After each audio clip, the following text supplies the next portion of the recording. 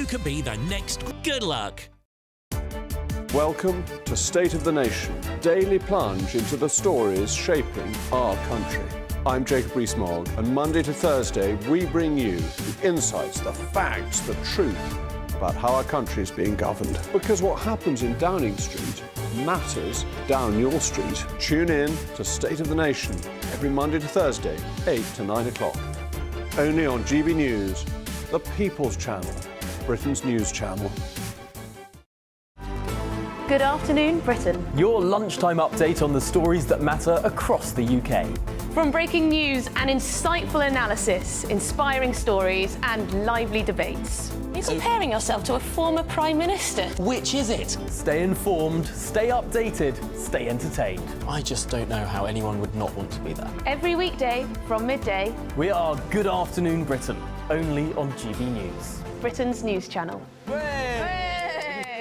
Hi there, I'm Michelle Dewberry and I'm going to take a second to tell you all about my show, Dubes & Co. We start off with the issues of the day. We then bring in both sides of the argument. We get rid of the disrespect. And then you throw me into the mix. And trust me, I'll tell it exactly how it is. And then, of course, the magic ingredient, you at home. We mix it all together and what have we got, in my opinion, the best debate show in town. Monday to Friday, 6 till 7 on GB News, Britain's news channel. Join me, Camilla Tominey, for a frank and honest discussion with those in power that cuts through the spin and gets to the heart of the issues shaping our nation. You haven't confirmed that you want to stand as leader, but you haven't ruled it out either. This report basically says that he's not fit to stand trial. Is he indecisive? Incompetent? I deliver the dose of reality Westminster needs. That's the Camilla Tominey Show at 9:30 every Sunday on GB News, the People's Channel, Britain's news channel.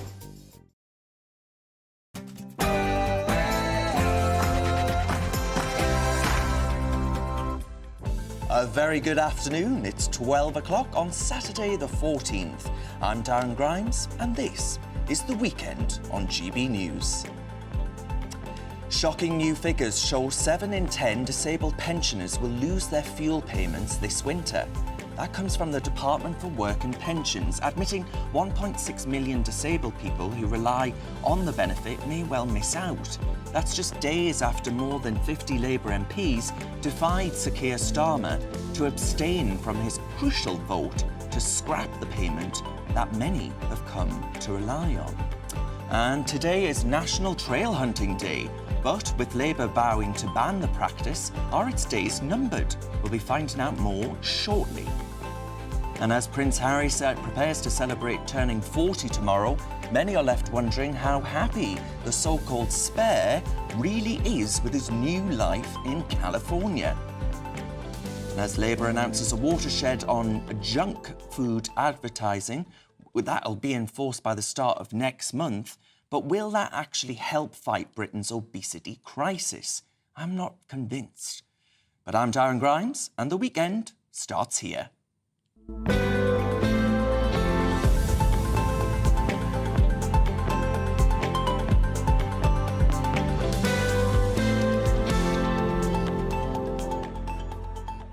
Now, this show is absolutely nothing without you and your views. I hope you know that by now. Let me know your thoughts on all the stories we'll be discussing today by visiting gbnews.com/your say. Join the conversation there. Now, keeping me company this hour is the former Labour Party MP, Stephen Pound, pounding the alarm, and former Conservative Special Advisor, Charlie Rowley, probably rolling across the floor by 3 o'clock. But before we get stuck into today's stories, here's the news with Sophie Reaper.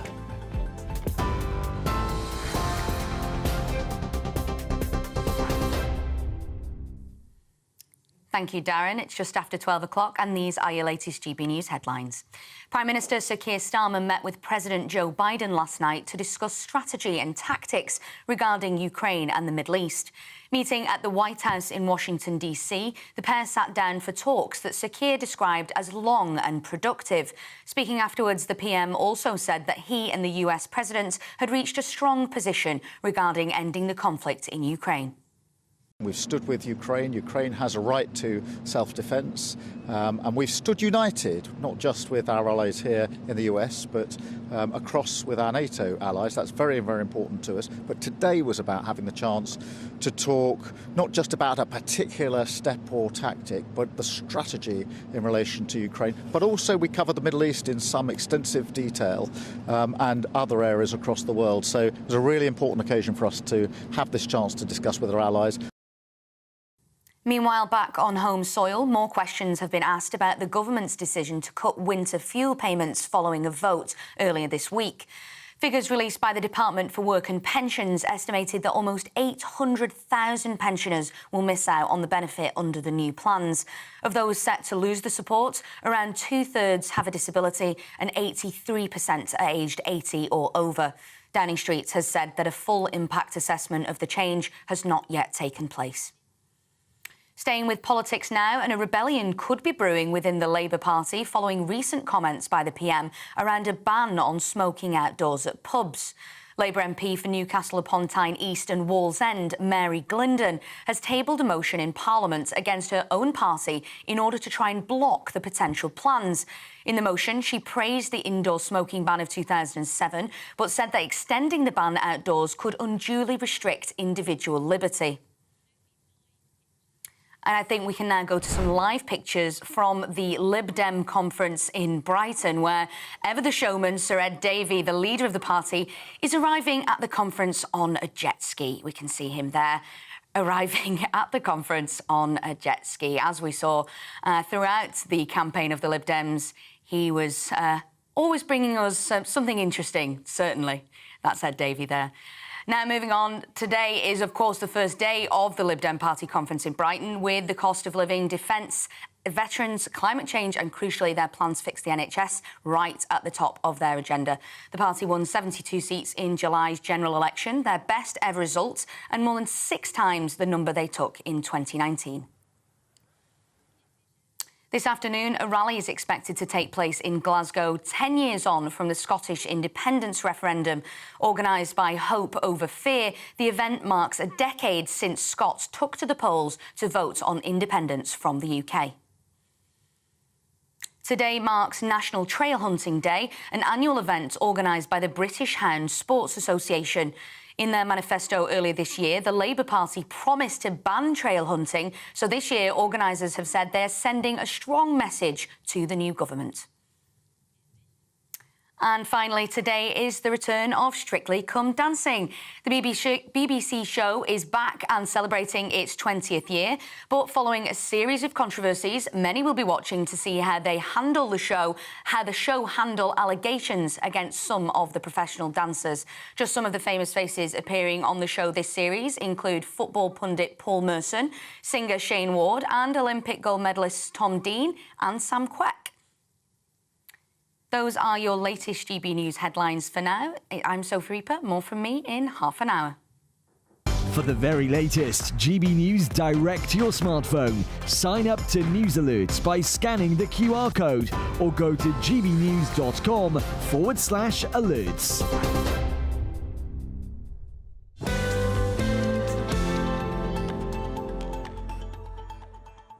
Thank you as ever, Sophie. Let's get stuck into today's topics. Well, Ed Davey, we've got some live pictures of him coming into Brighton. And I tell you what, I've never been more clear. We need to stop the boats. Stop the boats. It's getting out of hand. I've just stolen Charlie Rowley's joke there. Now, obviously, Stephen Pound and Charlie Rowley are still with me now. Stephen, would you have done this as leader of... were you to have been made leader of the Labour Party? Do you think this would have got you a few snaps in the press? Well, I need to actually grapple with that concept of reality for a moment as me leading any political party, even my own birthday party. I have trouble.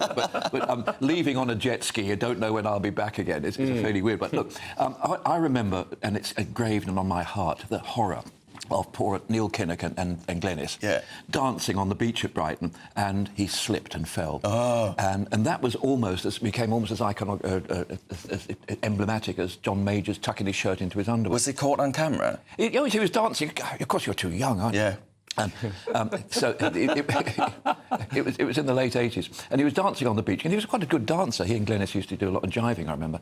And he suddenly slipped on the pebble, because Brighton has no beach, yes. as you know. Yeah, it's all pebbles. It's all pebbles. So it can all backfire. So the thing with Ed Davey was, I mean, you know, when he throughout the, I mean, you can't actually knock the bloke because it worked. He got 72 seats, but when he was on that surfboard on a sort of a feces-filled lake, Stephen, I'm not sure he got 72 seats by virtue of, well, you know, messing about on all these photo calls. I think he got 72 seats because the Conservatives were so terrible. Well, I think that's true. And probably like most of the Lib Dem policy, he seemed to be going round and round in circles. I don't think he knew how to stop. No, he didn't seem to be heading to the beach. Yeah, are you saying that they're washed he needs up? to get some advice from a migrant coming over in a dinghy. Are they washed up or are they just wet? Well, yeah. All right, we'll move on from Ed Davey. Now, folks, damning documents have actually revealed from the Department of Work and Pensions that 7 out of 10 of disabled pensioners may well lose their winter fuel payments this year.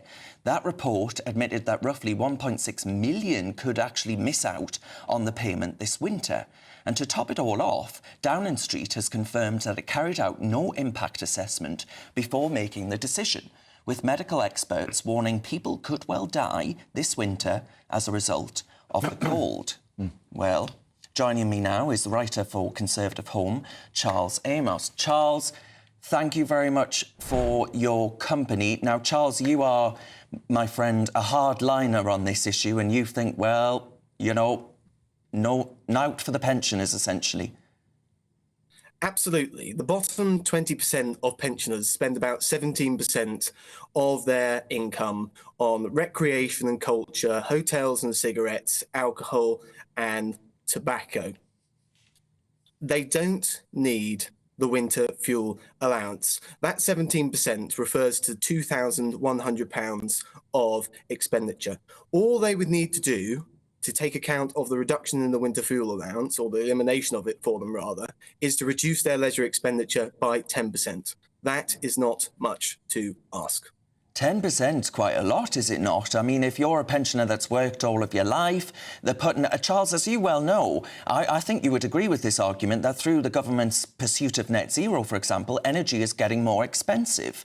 And that means that pensioners who may well have gotten used to the fact that they receive this winter fuel payment can't actually afford the energy bills that are going up, 10% this winter.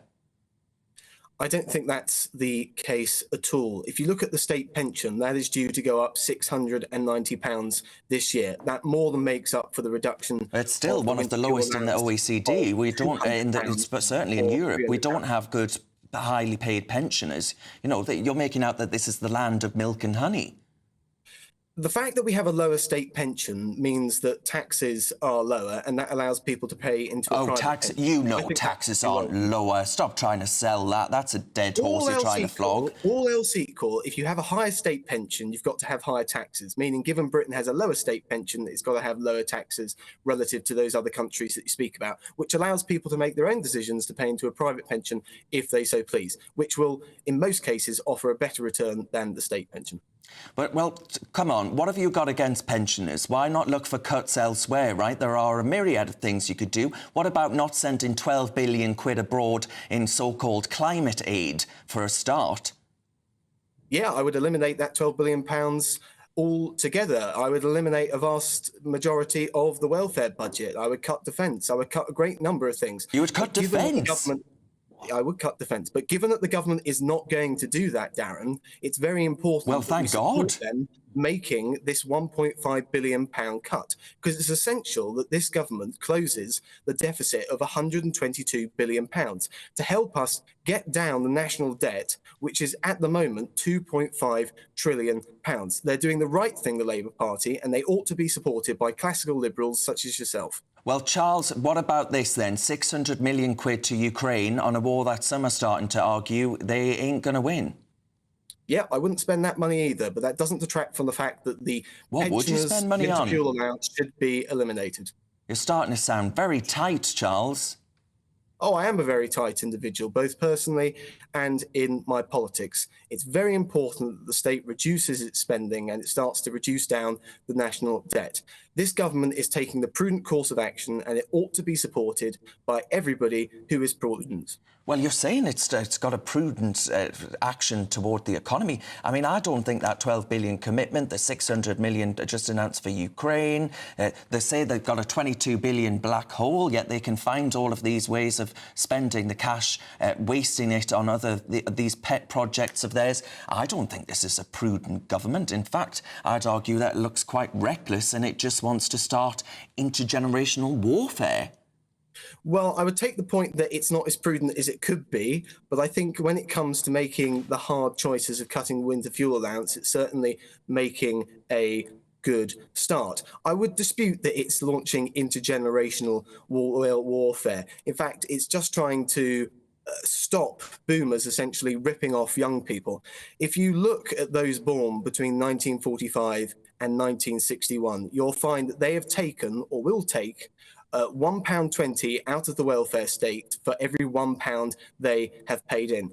Pensioners under this government are starting to get what they deserve, which is less. That's appalling. That is an appalling thing to say, what they deserve. Well, it makes it sound like...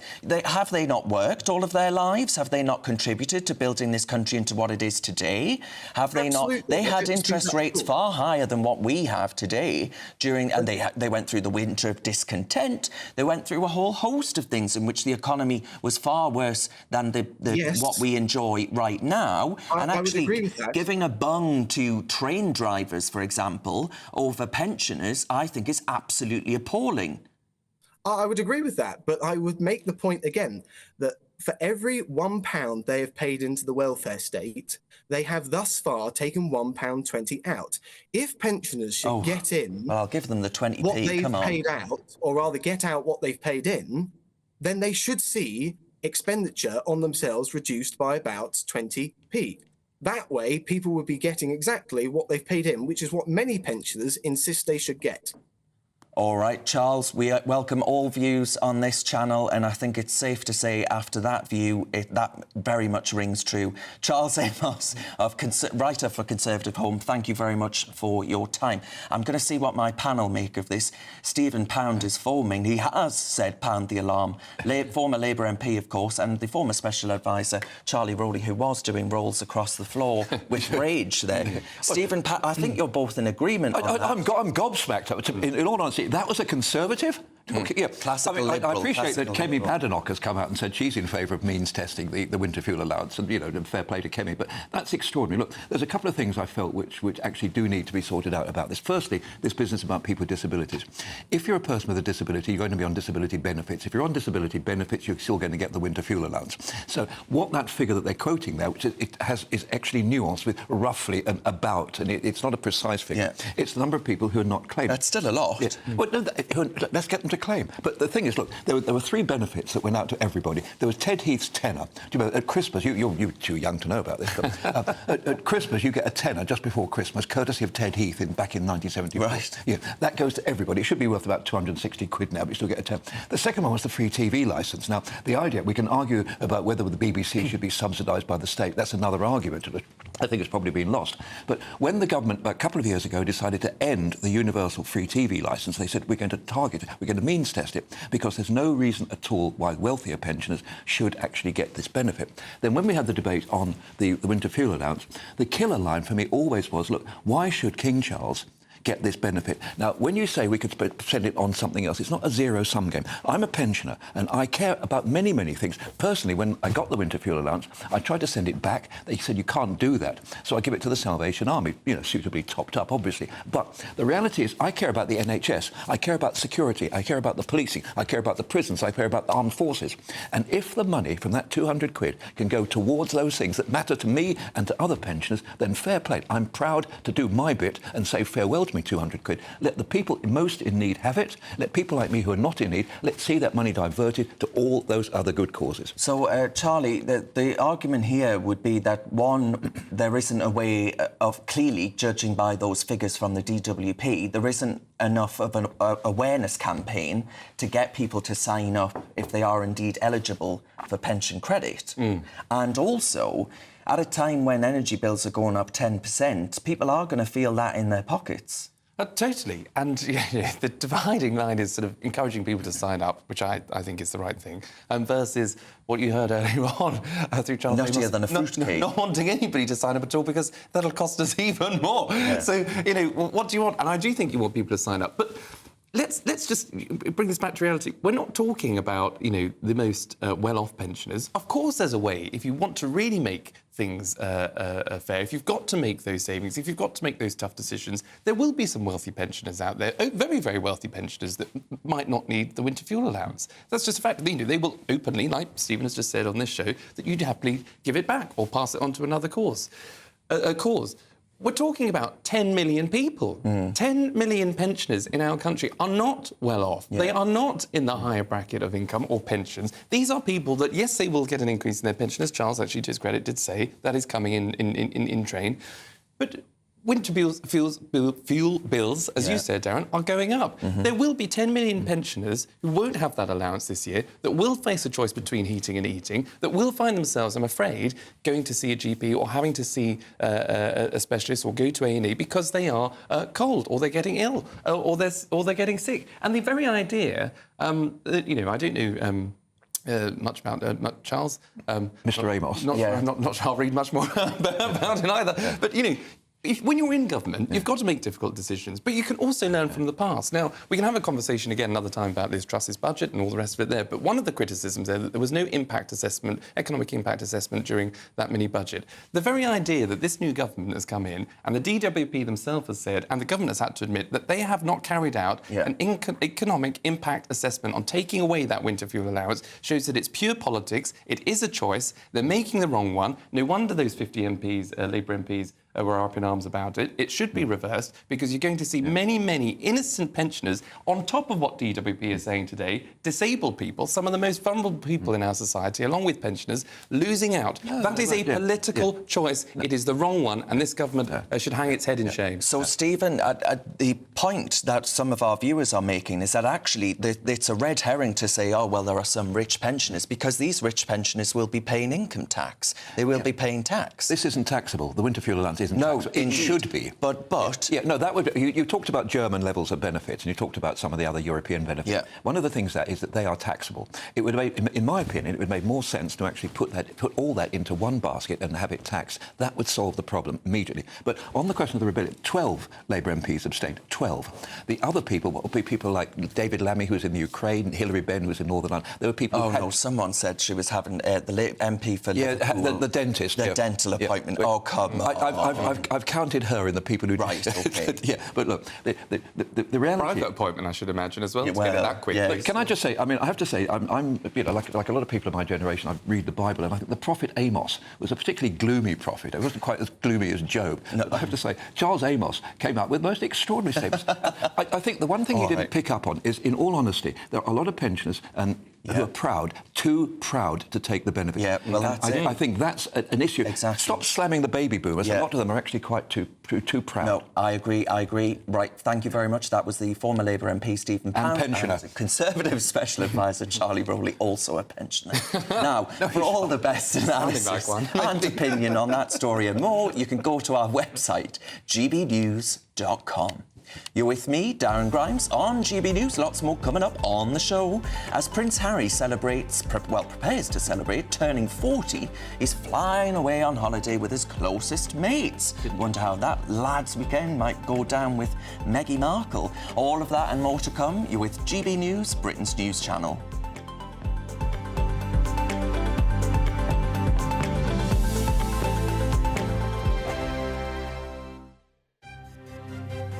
GB News Breakfast, every day from 6 a.m. And feelings of stress and anxiety tend to be quite normal for a lot of kids. And if it's normal for the kids, then it affects the parents as well. Well, it seems that our canine friends could be the cure after new research by the University of Bristol found that dogs are incredibly sensitive to their owners' emotions. OK, how do we cheat into this? How can your doggy help your family handle stress during this time of the year? Let's go to the Director of Canine Affairs at Guide Dogs UK, Tim Stafford, Tim, we're talking about this as if it's a big revelation, but obviously, you know, a man like yourself, you're well used to this, and you can see when a dog is reacting. What form would that reaction take, do you think? Yeah, you know what? It's nice when the science kind of confirms what most of us have known for a very long time. Our dogs become members of our family, and they come very, very close to us. So it's no surprise that anything that goes on in the family is going to be detected and picked up by the dog. That can be changes in behaviours. It can certainly be the dogs watching our behaviours and starting to mirror those behaviours. But what this research says is that the dogs can actually smell our emotions. It's not just that they're responding to our behaviour changes, they're responding to our physiological changes as well, because we smell differently when we start to get anxious. So at this time, there's lots of changes in a lot of families' lives. Kids are going back to school, young people are going to university, parents are having to deal with all of the emotions attached to that. So it's no surprise that our dogs start to detect that too. GB News, the People's Channel. If you want your news to be straight talking... This is a nightmare for the Conservatives again. Down to earth. It's not just Nottingham where this is happening, is it? And most importantly, honest. Hard-working, middle-class taxpayers, they'll get their book thrown at them. Then catch me, Martin Daubney, Monday to Friday, 3 till 6 p.m. on GB News, Britain's news channel. Join me, Neil Oliver, every Sunday night at 6 p.m. on GB News. And if an hour is not nearly enough for you, go to gbnews.com for special extended episodes online every Friday at 9 p.m, where we can truly get into the nitty-gritty of what's going on. GB News, Britain's news channel. I'm Christopher Hope. From pop stars to politicians, I'll interview anybody in a pub who's got a political opinion. Join me every Friday on Spotify, Apple Podcasts, YouTube or gbnews.com, or wherever you get your podcasts. This is GB News, the People's Channel.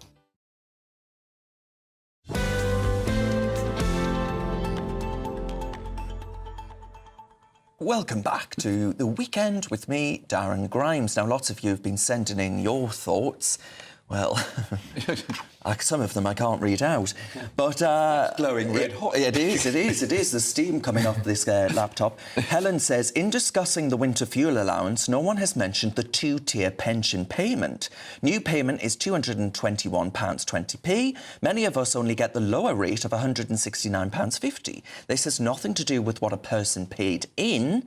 Also, why do pensioners who live abroad continue to get the payment? Which is, of course, true because of the withdrawal agreement that we signed with the European Union, saying that they'd continue to get, we would pay for the winter fuel payments. And to be honest with you, I think you need it more in Scunthorpe than you do Spain. But never mind. Benny says, the bottom line is a lot of old people are being put in unnecessary hardship, so the greedy train drivers on 70 grand a year can keep up their lifestyle. They won't be cold this winter. No, I imagine those trains have some pretty nice heating in there.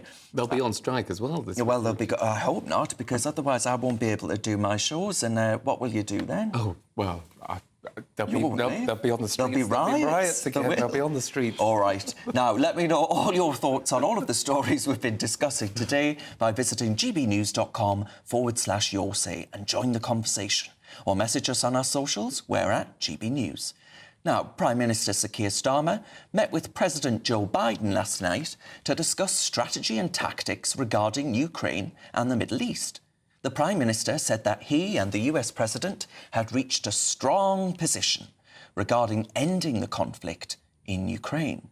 Well, that comes as David Lammy announced an extra £600 million worth of support for Ukraine, taking the UK's bill, are you ready for it, to nearly £8 billion.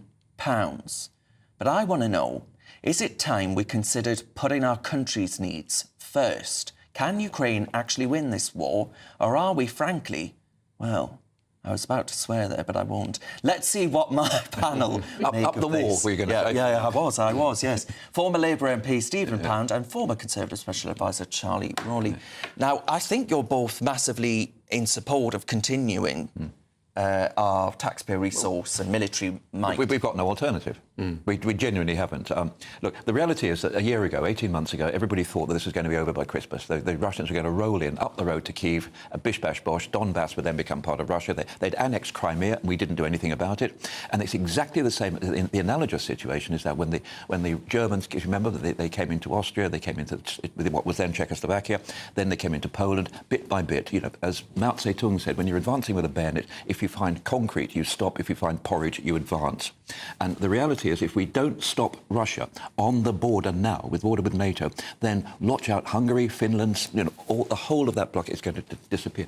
The question is, how much in this country can we afford to commit to it? Yeah. And I think we, for some reason, don't pay as much towards NATO as many other countries. The Americans, I mean, Trump, should he, in the unlikely event, become president, says he's actually going to stop making the contributions to the UN and to NATO because people should pay their fair share. Look, I would say that this situation with Putin is existential. This is absolutely, there are read acrosses to Germany in 1939. This is a real horrific situation. We know that they're trying to assassinate people on British soil. They're interfering with our, cyber attacks all the time. And one of the papers said today, I think it was in the Telegraph today, actually said that Putin is saber-rattling, and every time he's drawn a red line, it's been ignored. It's been, yeah. I don't think that we can afford to gamble with somebody who has his finger on the nuclear button. Well, indeed not. So then, therefore, Stephen, are you not saying it's unwise to give them these missiles that they're requesting? I think the idea of Ukraine firing missiles into Russia is going to galvanise Russia. Already, don't forget, there was an attack on a Moscow tower block last week, and don't forget, the Ukrainians now actually occupy a huge amount of territory around Kyiv. But don't forget, the Russians started this. They annexed Crimea, they took they put their troops into Ukraine. They started it. So I'm not happy about the idea of missiles whizzing across the border and finally hitting, St. Petersburg. I mean, that would be pretty terrifying. However, I think Putin has to be actually brought to the table, and we need to look him in the eye and say, you cannot win this war. Yeah, well, Charlie, that's the point that I would make, actually.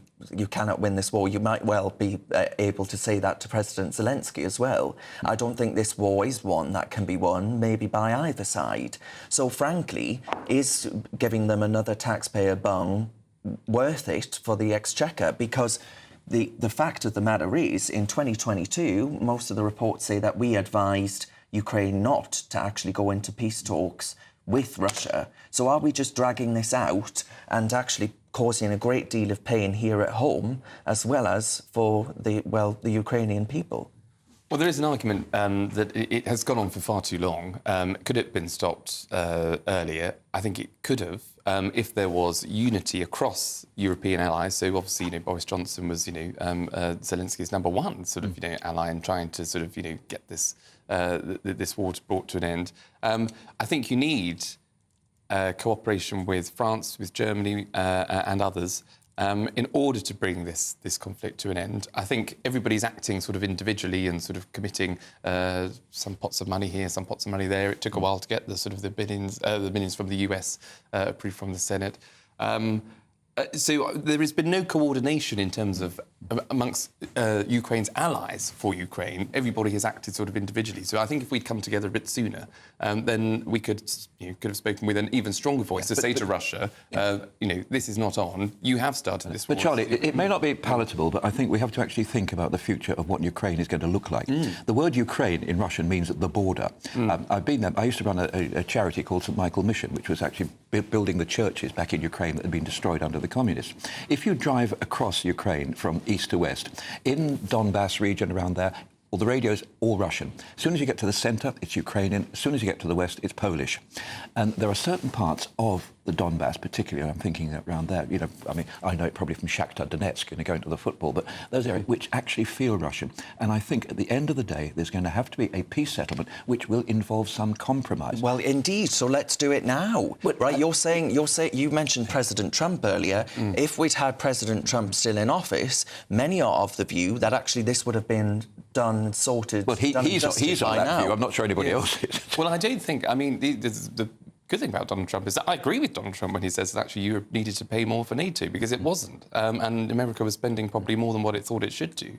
And it can't police the world. That's, that's Donald Trump's view. And actually, NATO allies stepped up. Well, Russia didn't feel it could do this under his leadership. Exactly. And I think, look, Trump has got many, many faults, but I do, ask people to consider, if you're under any kind of threat, or if it's you versus Donald Trump, my money would probably be on Donald Trump most days of the week. But I don't think... I mean, my fundamental point is that I think, look, you're right, Stephen, Russia did start this war. It is the first war that we've seen on European soil since 1940, since the end of 1945. So we can't allow that to continue. We can't allow that to be OK. We can't just accept that and allow Russia to say, well, you've done what you did in Crimea, you did what you did in Georgia, you've now taken a bit of Ukraine, and we'll say, well, we'll just call it quits there. No, this has to come to an end. I think Ukraine has to win. Russia needs to be told and taught a lesson that it can't do this, and it won't do it again because of the strength of the community and support for Ukraine. OK, well, there's a mix of views going on in our Yorkshire right now. Keep them coming in. A mix of views saying, some of them saying, well, we can't risk it, and others saying, if they join NATO, this would all be over. So, I mean, that's starting to get in pretty scary territory, but we'll move on now. Thank you to the former Labour MP Stephen Pound and the former Conservative Special Advisor Charlie Rowley. Right, we're going to get some shots, I think, shortly from Ed Davey, but you're with me, Darren Grimes, on GB News. And also coming up, today is National Trail Hunting Day, but with Labour vowing to ban the practice, are its days numbered? Are you happy about that? We'll be finding out more very soon. First of all, though, it's the news with Sophie.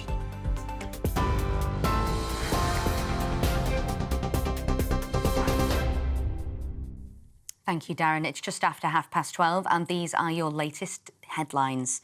Prime Minister Sir Keir Starmer met with President Joe Biden at the White House in the American capital last night. The pair sat down for strategy talks about global conflicts that Sir Keir described as long and productive. Speaking afterwards, the PM also said that he and the US President had reached a strong position regarding ending the conflict in Ukraine. We've stood with Ukraine. Ukraine has a right to self-defence, and we've stood united, not just with our allies here in the US, but across with our NATO allies. That's very, very important to us. But today was about having the chance to talk not just about a particular step or tactic, but the strategy in relation to Ukraine. But also we covered the Middle East in some extensive detail, and other areas across the world. So it was a really important occasion for us to have this chance to discuss with our allies. Meanwhile, the government is facing further backlash following its decision to cut winter fuel payments. Figures released by the Department for Work and Pensions estimated that almost 800,000 pensioners will miss out on the benefits under the new plans.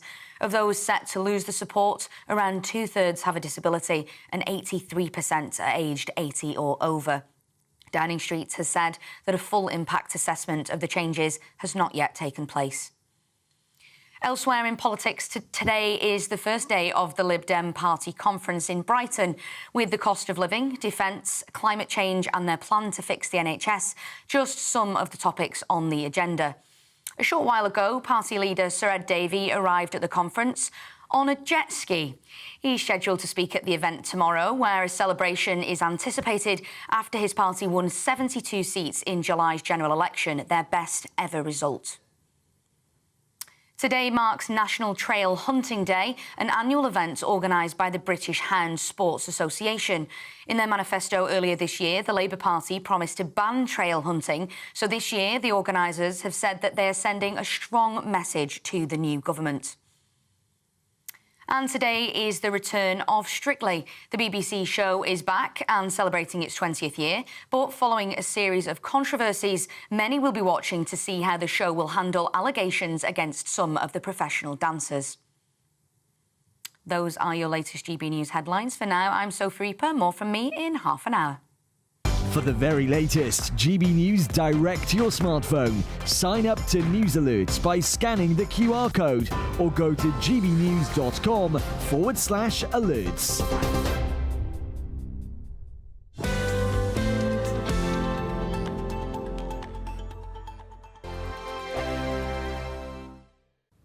Hello, good morning and welcome to your GB News weather update brought to you by the Met Office. Well, there's a bit of a split in the weather for Saturday, unsettled in the north, but elsewhere lots of fine and dry weather around, and it is going to be feeling warm where you catch the sunshine too. And the reason for this split in the weather is that we've got high pressure dominating the south, but low pressure in the north. And notice the squeeze in the isobars, which means some blustery conditions too. So in northern areas, Northern Ireland, western parts of Scotland, we've got this band of rain slowly edging its way eastwards with very blustery winds behind it and likely to see some heavier downpours on that band of rain too. But elsewhere, lots of fine, dry weather around, plenty of sunny spells, and as I say, feeling warm where you do catch the sunshine, particularly in the south and southeast. Now, as we head into the evening, we are going to continue to see that band of rain slowly move its way southeastwards across the country. So fairly cloudy with some damp weather around for Scotland. And as I say, those blustery winds continuing, particularly in the northwest where there is a risk of some coastal gales. Some cloudier conditions moving into the Scottish borders, but elsewhere, just before the sun goes down, plenty of late evening sunshine to end the day. But as soon as that sun goes down, it is going to be feeling chilly, particularly across the south, where we could see some spots of grass frost overnight. That band of rain is going to edge into northern areas, so cloudy and damp here, and eventually the winds are going to ease in the northwest, but plenty of blustery showers by the time we reach Sunday morning. So chilly in the south, as I say, there is a chance we could see some grass frost in rural spots, but generally milder to the north of that main band of rain. So for the second half of the weekend, we've essentially got three areas of weather. We've got plenty of sunny spells and showers moving their way into Scotland. These could be heavy with some hail and thunder at times. We've got a band of rain across the north, and in the south, still plenty of fine and dry weather, though likely a bit more cloud around compared to today. Welcome to State of the Nation, daily plunge into the stories shaping our country. I'm Jacob Rees-Mogg, and Monday to Thursday we bring you the insights, the facts, the truth about how our country is being governed. Because what happens in Downing Street matters down your street. Tune in to State of the Nation every Monday to Thursday, 8 to 9 o'clock. Only on GB News, the People's Channel, Britain's news channel. Tune in to Friday Night Live with me, Mark Dolan. GB News royalty with your perfect start to the weekend. Lucky us. Feisty and fearless guests. Well, I'm a normal person, so ask me. Honest opinions that raises more questions than a Gary Barlow tax return. And a few surprises along the way. Might be cold in this studio.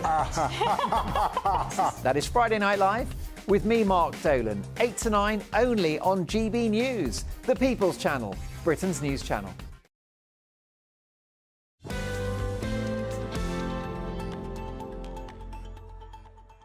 Welcome back to the weekend with me, Darren Grimes. Thank you very much for your company. Now, today is National Trail Hunting Day. It's an annual event that showcases the best of hunting. But with the new Labour government threatening to outlaw the practice, could this be the last of its kind? Well, GB News' brilliant Yorkshire and Humber reporter Anna Riley is in Charm Park in Scarborough. Anna, what have you got for us? Go on, give us some views on what this would mean up in Scarborough. Good afternoon, Darren. Yes, we're here, of course. Trail hunting, it goes on every day for people who like to go out and hunt. It came in after the fox hunting ban was put in place in 2004, but now trail hunting is at threat. The Labour government say that they still feel it's cruel towards animals and that they want to ban it, but the people organising this event here today, including Gareth, who I'm joined by now, are campaigning to keep it going. Just tell me what trail hunting is. So trail hunting is the hounds, we lay a trail, we lay an animal-based scent that the hounds will follow throughout the countryside, and we try to lay those trails to mimic the traditional hunting. We may be able to see pictures that are being used now. I've actually went and followed along today and saw what was going on. What would you say to people who say it is still cruel, you know, a fox still could get caught at the end of this? Yeah, so that's completely untrue, but I think the best, we're open to anybody to come and view what we do. This is why we've put this on today. So this is a big national effort that we've put on, 30 locations throughout the country, but this is what we do every week, 2 and 3 times a week, but we've invited all the general public here just to see what we are about rather than having a misconceived idea. And what would it mean to you if trail hunting was banned, and what would it mean to the wider rural community? Well, that's the issue. It is the wider rural community. It plays a large part in the rural areas. There's so many things that hunting does, without charity work, but local things that brings local communities together. Domino drives, pie and pea suppers in the pub, all of that. And for that to stop, it would stop a lot of our older generation and community being able to come together. We've also got the next generations coming through, and we want to secure our future for those. I'm the 3rd generation of my family that's hunted, and I want my daughter to be able to do the same, and her children after that. And I just feel that if it was to go, we've also got one of the biggest issues for us at the moment is we don't know the future of our hounds. We care very, very much about our hounds. There's 15,000 hounds throughout the country. There's 247 packs, all with a big industry and a big infrastructure. And what would happen to those hounds is a real scary thought for us. And it is a polarising topic, many people disagreeing with it. What does it mean to you? What do you get out of it, and how much of a sort of British tradition is it for you that you want to keep going? Yeah, well, it's a bit of everything. It's a real passion. There's no doubt about that, and everybody that you'll probably speak to today would have a similar passion shared. And it's about communities coming together. It's about spending time in the countryside and being able to have access to land that we wouldn't have under any other circumstances. And everybody, enjoys different sports of different things. And this activity that we take part in, for me, I've grown up in, and I couldn't think of not being able to get up on a weekday or a weekend and be able to do this. This is what I do, Thank you so much, Gareth. Thank you for sharing that with us. So we'll be here throughout the afternoon, Darren, coming to you later, getting more views on this, which will certainly get people talking whether or not trail hunting should be banned. Indeed, Anna, as you said, polarising indeed, but it's a tradition, so we'll see what the views set tell us. Thank you very much, Anna Riley there. Now, we're going to go to Ed Davey, who I believe has moored his little jet ski. I tell you, the worst boat arrival that we've had this year so far. Turn him back. Yeah, tow it back. Send him to France. All right, we'll be getting more on what Ed Davey has to say to his Lib Dem masses. Which phone box are they reaching? Riding the wave. 72 MPs. OK, big phone box. Right. Thank you very much to my panel there. That was Stephen Pound and Charlie Rowley. We'll be back with them shortly. You're with me, Darren Grimes, on GB News. Lots more coming up, including the North London derby tomorrow as Arsenal face Tottenham. I'll be joined by the sports broadcaster Aidan McGee for his predictions. All of that and more to come. You're with GB News, and we're Britain's news channel. Martin Daubney, weekdays from 3 p.m. What prompted you to go on your incredible journey? Well, I was fighting my own demons at the time, before I started the walk, and it had been a long journey, if you like. And, I knew that I needed to make a change, and my daughter had just flown the nest. I was a single parent before this, and previous to that, I was ex-parachute regiment. And I knew that I needed to make a change, because if I didn't, I'm not sure where I would have been now, if that makes sense. So, something just came into my head at the very end of July and said, look, go and walk the UK coastline. And that's exactly what I did. And 6 years later, we've just finished. You met your missus on the journey as well, didn't you? So truly, Chris, a transformative journey for yourself. Yeah. Yeah, I mean, look, you step into the unknown like that, you have no idea how things are going to work out. You go out with so little expectation, but only really with the aim to, for me personally, to come back feeling a lot better than what I was before I left. And that certainly succeeded. So everything that happened along that journey was one big learning curve. And I got to learn a lot about myself, a lot about, the public and people. And it was just a life-changing transformation for me. And, I learned so much, and I know what I want to do with the rest of my life as a result of it. And I met the most amazing people, and I worked hard. 6 years of carrying your house on your back isn't the easiest feat in the world, I can promise you that, but it was worth every single step because, I rescued a dog along the way.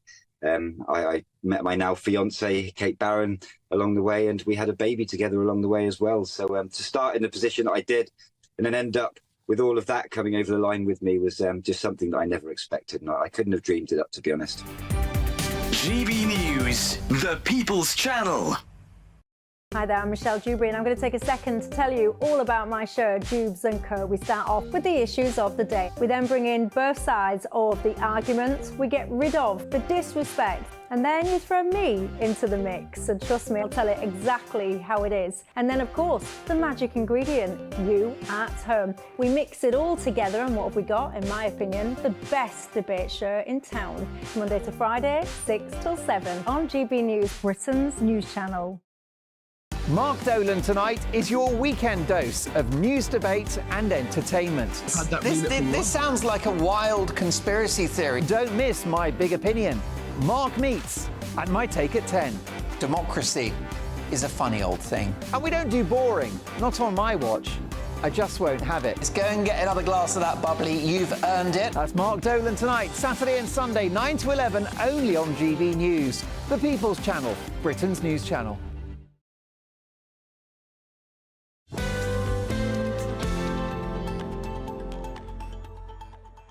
Welcome back to the weekend with me, Darren Grimes. Now, the Tottenham's manager has actually played down the significance of the North London derby.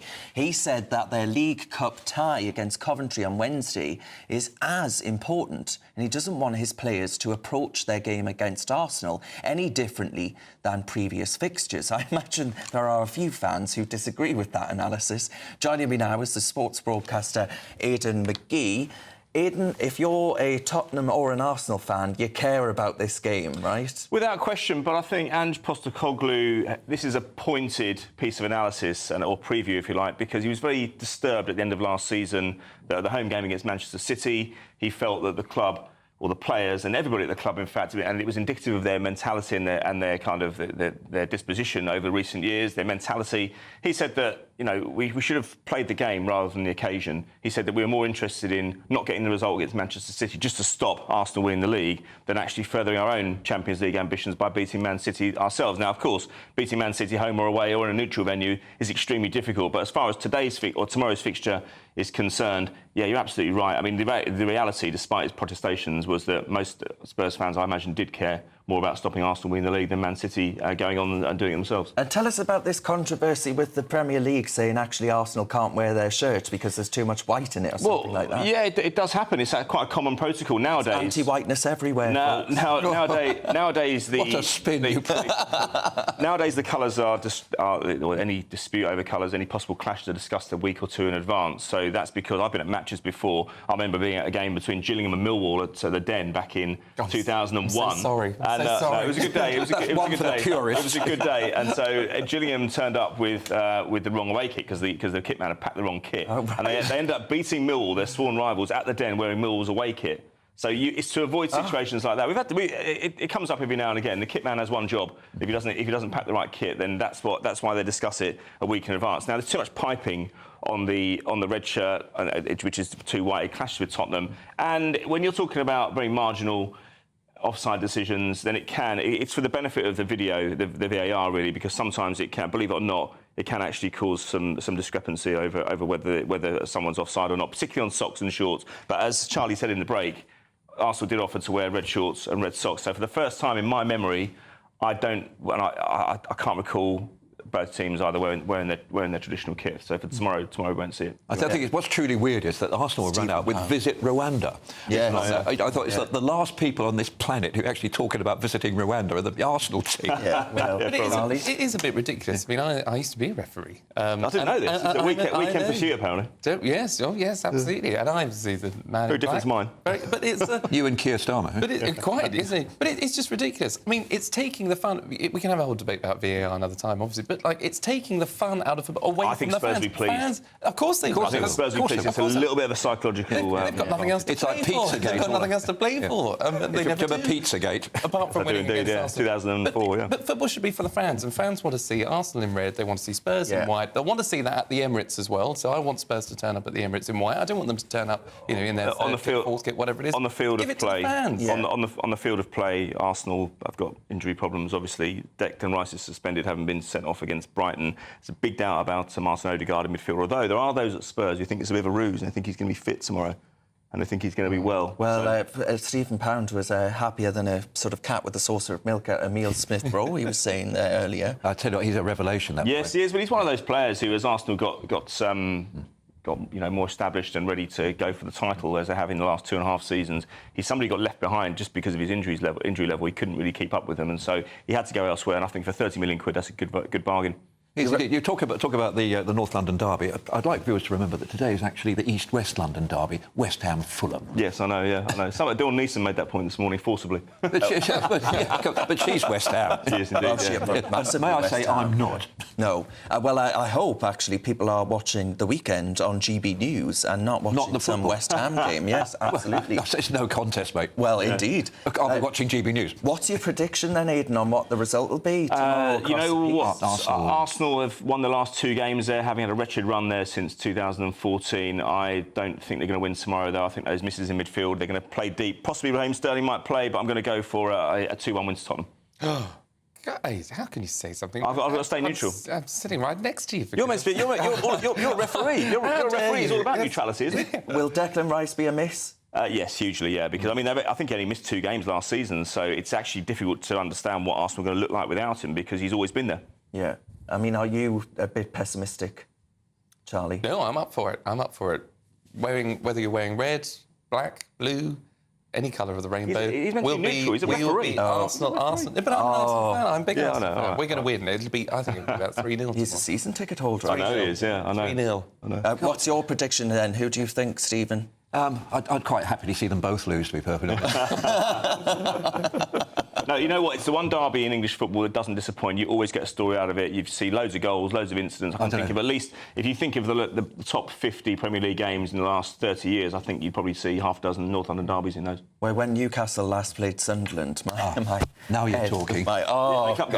Yes, yeah. Well, I was terrified, genuinely terrified. They always thought, how embarrassing would that be? Yeah, I know. It also kicks off at 12 noon, doesn't it? It's like Cardiff-Swansea. Let's not even mention more police and more Celtic. Security that has sort of stopped. Less booze. Do you think Sterling will play tomorrow? I think there's a chance he might play. He's been talking up his mentality. He's been talking up his suitability for a game like this. So I wouldn't be surprised to see him unleashed. And the boy's hungry. There's no question about that. He's got a point to prove. He's been bundled out of Chelsea. Didn't finish well for him at Man City either. Didn't get in the Euro squad even. So at the age of 29, this is an ideal match for him to get in there and show his quality. Has there been a lot of hiccups with the international break or not? Yeah, there's been injuries, but no question about that. Odegaard was one who, I mean, he was playing for Norway and he got injured against Austria. And this is what annoys the clubs, because the clubs pay their wages. They do get paid a minimal amount playing for their countries, but then there's always a doubt that when you send a player to far-flung areas of the world, are they going to be cared for properly? Well, don't you reckon there's too much football now that the PFA said last week they're just overloaded with fixtures? No, I want more. Well, that's true.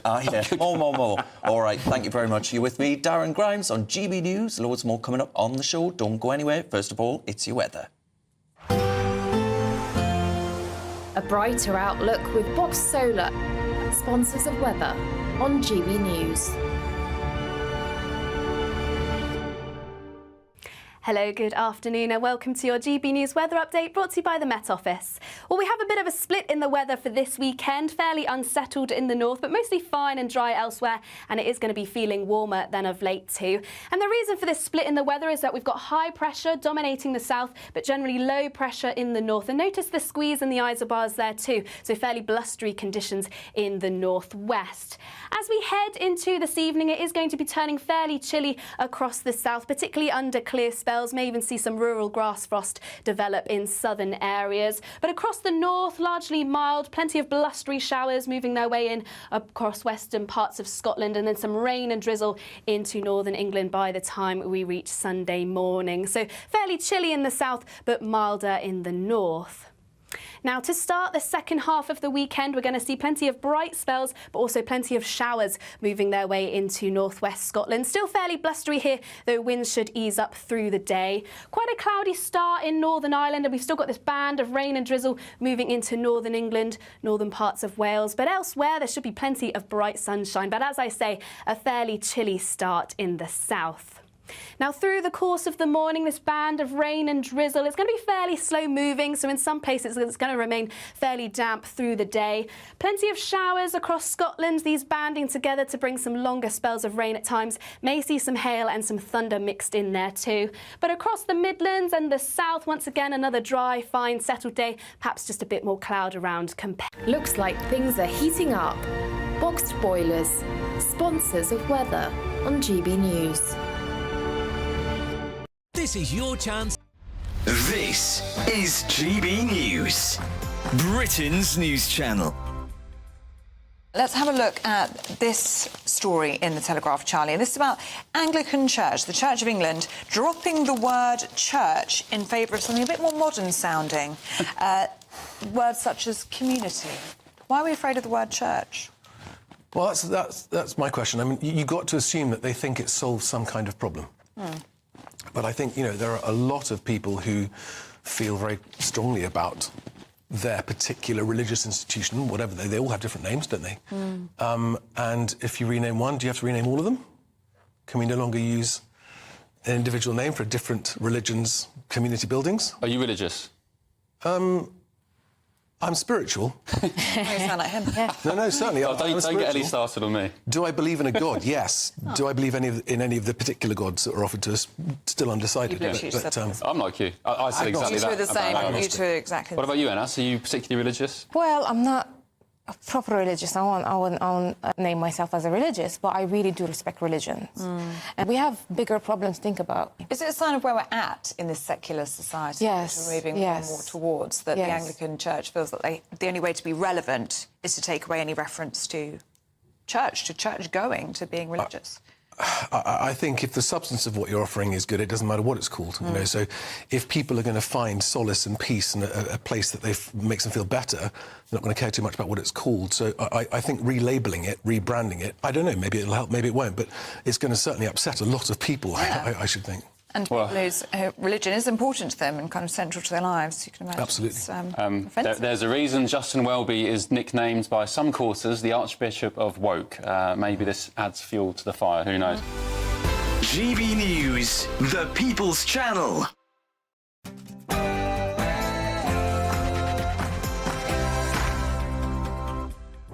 A very good afternoon. It's just gone 1 o'clock on Saturday the 14th. You're with me, Darren Grimes, and this is The Weekend on GB News. Now, shocking new figures show that 7 in 10 disabled pensioners may well stand to lose their fuel payments this winter. The Department for Work and Pensions admits that 1.6 million disabled people who rely on the benefit may well miss out. That's just days after more than 50 Labour MPs defied Sir Keir Starmer to abstain from his crucial vote to scrap the payment that so many have come to rely on. And, well, we'll have more from the Lib Dem leader, Sir Ed Davey. He's arrived in the worst small boat of the year to party conference in Brighton on a jet ski. He seemed to enjoy the summer election campaign, so what more tricks can he bring out for a bit of the media spotlight? And, my friends, today is National Trail Hunting Day. But with Labour vowing to ban the practice, are its days numbered? And are you concerned about losing that tradition? Let me know and we'll find out more on that shortly. And Prince Harry prepares to celebrate turning 40 tomorrow. Many are left wondering how the so-called spare really is. Is he happy? Is he content with his new life in California? And as Labour announces a watershed on junk food advertising by the start of next month, will this help fight Britain's obesity crisis? Do we all need a little more nanny? I'm Darren Grimes, and this is The Weekend.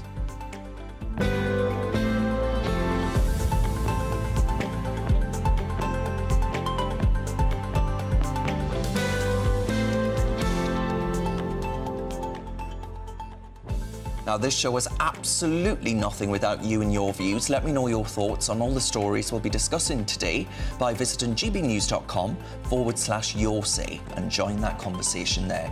Keeping me company this hour is the political commentator Emma Burnell and journalist Claire Muldoon.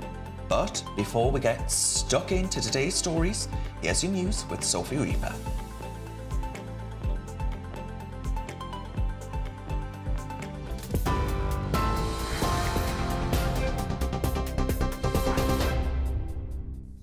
Thank you, Darren. It's just after 1 o'clock, and these are your latest headlines. Prime Minister Sir Keir Starmer met with President Joe Biden last night to discuss strategy and tactics regarding Ukraine and the Middle East. Meeting at the White House in Washington, D.C., the pair sat down for talks that Sir Keir described as long and productive. Speaking afterwards, the PM also said that he and the US President had reached a strong position regarding ending the conflict in Ukraine. We've stood with Ukraine. Ukraine has a right to self-defence, and we've stood united, not just with our allies here in the US, but across with our NATO allies. That's very, very important to us. But today was about having the chance to talk not just about a particular step or tactic, but the strategy in relation to Ukraine. But also we cover the Middle East in some extensive detail and other areas across the world. So it was a really important occasion for us to have this chance to discuss with our allies. Meanwhile, back on home soil, more questions have been asked about the government's decision to cut winter fuel payments following a vote earlier this week. Figures released by the Department for Work and Pensions estimated that almost 800,000 pensioners will miss out on the benefit under the new plans. Of those set to lose the support, around two-thirds have a disability and 83% are aged 80 or over. Downing Street has said that a full impact assessment of the change has not yet taken place. Staying with politics now, and a rebellion could well be brewing within the Labour Party following recent comments by the PM around a ban on smoking outdoors at pubs. Labour MP for Newcastle-upon-Tyne East and Wallsend, Mary Glendon, has tabled a motion in Parliament against her own party in order to try and block the potential plans. In the motion, she praised the indoor smoking ban of 2007, but said that extending the ban outdoors could unduly restrict individual liberty. Today is the first day of the Lib Dem Party conference in Brighton, with the cost of living, defence and veterans, climate change and, crucially, their plan to fix the NHS as just some of the topics on the agenda.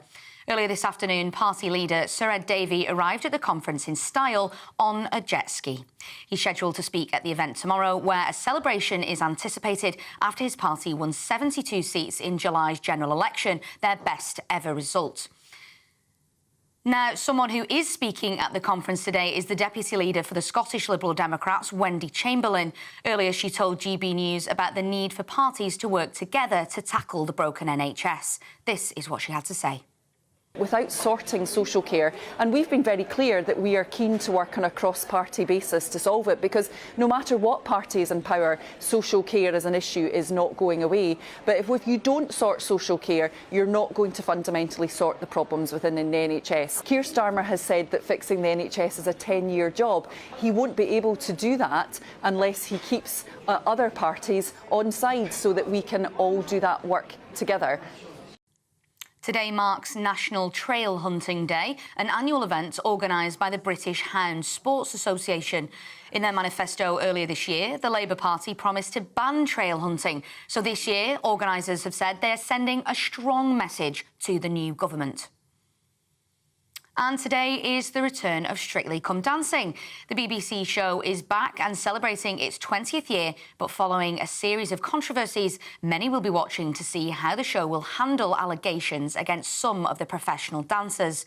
Just some of the famous faces appearing on the show this series include football pundit Paul Merson, singer Shane Ward, and Olympic gold medalists Tom Dean and Sam Quek. Those are your latest GB News headlines for now. I'm Sophie Reaper. More from me in half an hour.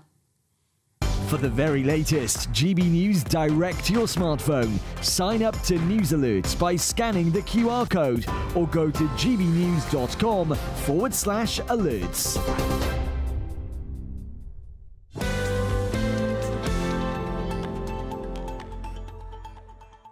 Thanks very much, Sophie. We're going to read out some of your comments that you've been actually messaging in on gbnews.com/your say.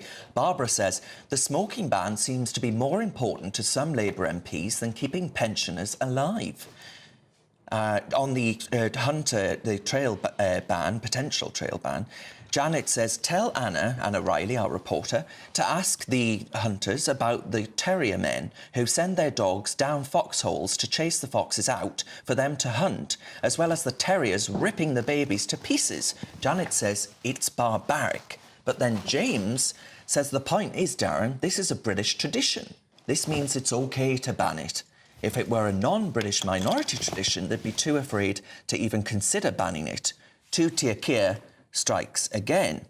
Lorna says, last night I was very cold. This is Lorna on the scrapping of the winter fuel payment. Last night I was very cold and I have a number of disabilities. I wrapped up, but in the end I had to put my heating on when the temperature went down to 35. We live in rural area and have to use oil. We're not even in winter yet. We also can't get pension credit because of an age difference. So my state pension is only £169, and my husband, after working all his life, had a bad accident, now has 6 fractures in his back. They get £299 in universal credit. And Lorna says she's going to really struggle. So there are a lot of people here who, you know, we're talking about millionaire pensioners. That doesn't sound like Lorna's a millionaire pensioner. So there's some room for debate there. Thank you very much for your comments. Please do keep them coming in. Now, on that story, 7 out of 10 disabled pensioners potentially set to lose their winter fuel payments this weekend. That comes not from my mouth, but from the Department of Work and Pensions, which has admitted roughly 1.6 million disabled pensioners may well miss out on that payment this winter. And to top it all off, Downing Street has confirmed it carried out no impact assessment before making the decision to scrap it, with medical experts warning that people could die this winter as a result of the cold. And let's not forget, many more people die of the cold than they do the heat. So joining me now is the charity director from Age UK, Caroline Abrams. Caroline, thank you very much for your time. How concerned are you that enough people who may well be eligible to receive pension credit simply aren't taking it up? You know, there are a generation of older people who may well be too proud to think of applying for pension credit. Yeah. Well, good afternoon. Yeah, we're very worried, and we're even more worried now we've seen the government's own official analysis, which you've just quoted from, because another thing that document says is that even after they've tried to help people claim this year, they still expect 750,000 of those very poor pensioners not to get pension credit and therefore to lose their winter fuel payment. And they really are not going to be able to afford it this winter, especially as our bills are all going up by 10%. Yeah, so Caroline, then I wonder to what extent would you say that there is merit to the argument that Labour might well make, which is that, you know, there are many pensioners for who their winter fuel payment may well be the champagne fund, and they just pop it to one side and, you know, order in some bubbly, and perhaps they shouldn't be getting it. Well, I don't know about many, but of course there are certainly some older people who've done very well in life and who have retired on a comfortable income, and they won't miss their winter fuel at all.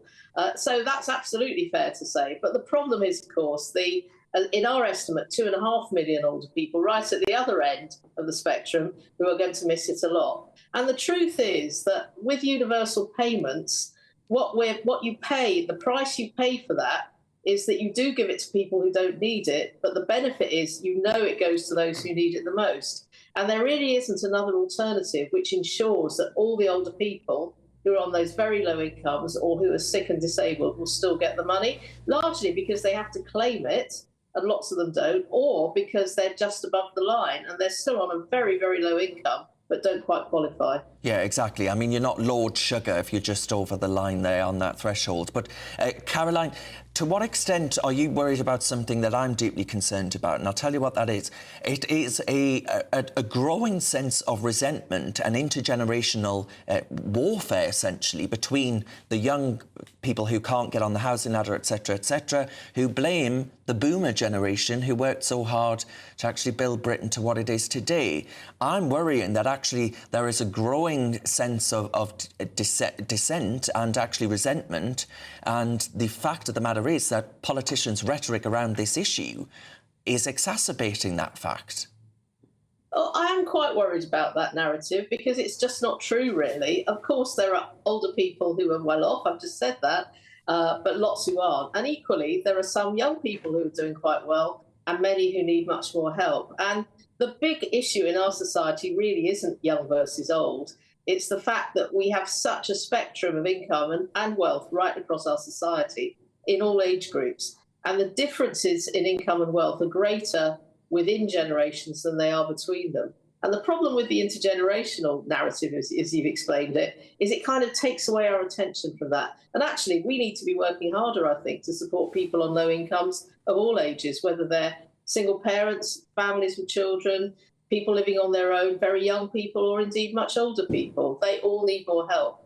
And in order to rebalance the books financially as a country, I think, it's absolutely right that some people are going to have to pay more, but it ought to be the people, as the politicians put it, with the broadest shoulders who can afford to, not people on very, very low incomes like disabled and sick older people in their 80s who might only be on $13,000 a year but are going to lose their winter fuel payment if they're not careful.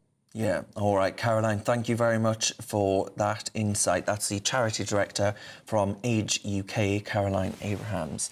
Now, my panel are still with me in the studio. We, of course, still have Emma Bennell and we've got Claire Muldoon as well. Emma, I'll start with you. The last remarks there, that those with the broadest shoulders should take the hit. Do you agree with that sentiment, but would you also make the argument that actually this policy is those with the broadest shoulders taking the hit? I definitely agree with the sentiment. I think that is the best way of dealing with the financial issues that I think we all agree that we have as a country.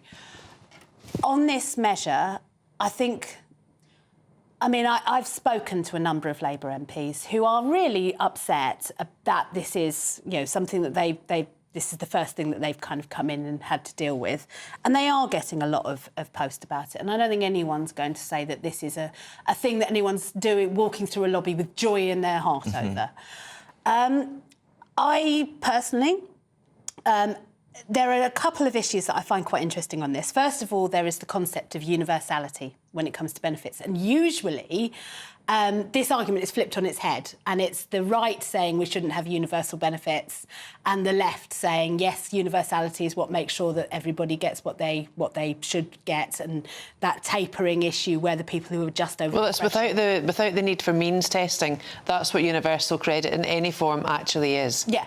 And this is and it's interesting that this is kind of flipped on its head this time, and you've got, a left government saying actually we need to be means testing, and the right opposition saying actually it should be universal. Where I think that, because we've been talking about this for some time now, and what I haven't heard anyone making an argument about is the party in this that is not being discussed is the energy companies. Because actually what winter fuel payment is, in many ways, is the government giving a bunch of money that is then given straight to energy companies. And I think that Labour could have been a lot cleverer on this. And, I, as you know, I'm a Labour member, Labour supporter, I've got my red nails. But I don't always try to be just pure partisan. And I think they could have done something much cleverer, which is bringing in something like a social tariff that would then ensure that those people who then had that benefit withdrawn actually were entitled to a lower fuel bill, and actually put the pressure onto the energy companies rather than putting the pressure onto the individual consumers. Clay, the point there would be that there are many people making this point that actually the reason energy bills are going up, and Ed Miliband just signed us up to don't remind me. deals on contracts for wind farms and all the rest of it. That'll put pressure on energy prices. And the fact of the matter is the pursuit of net zero. Net zero. Itself. So, you know, there are two questions here from that. One, do you blame the energy companies? And secondly, do you actually think that this is an element of intergenerational warfare where actually Labour are pinning everything on older people, getting rid of, for example, the single-person discount on council? Well, we don't know if they're going to do that yet. Potentially for this new budget that's coming out with Rachel Reeves or Rachel Thieves, whichever way you want to name her. I don't think, and I hope it's not an intergenerational thing, because I'll tell you why. Government, inheritance tax will take care of the 3% of people who will fall into that category. It's only 3%. It's not a lot, right? Most people, most of the baby boomers, my parents, my mum now is part of it. She owns her home outright. When she dies, her threshold, because of Scotland, will not meet the threshold of inheritance tax.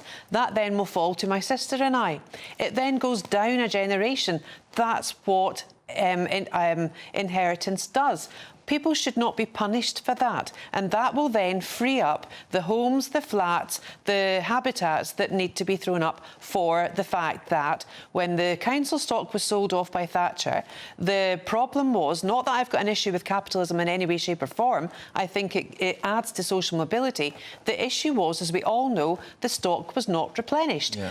But added to that, the amount of immigration that this country has to put up with, we don't have any room to have anyone else. And for Sadiq Khan to say that he wants to now put the people who have been released from prison above those people that might be homeless, above those families that might be homeless, amongst those, the table will show that if you're an immigrant, you're much more likely to be housed than those people who've been born in this country, raised in this country, and have fallen through the cracks onto hard times.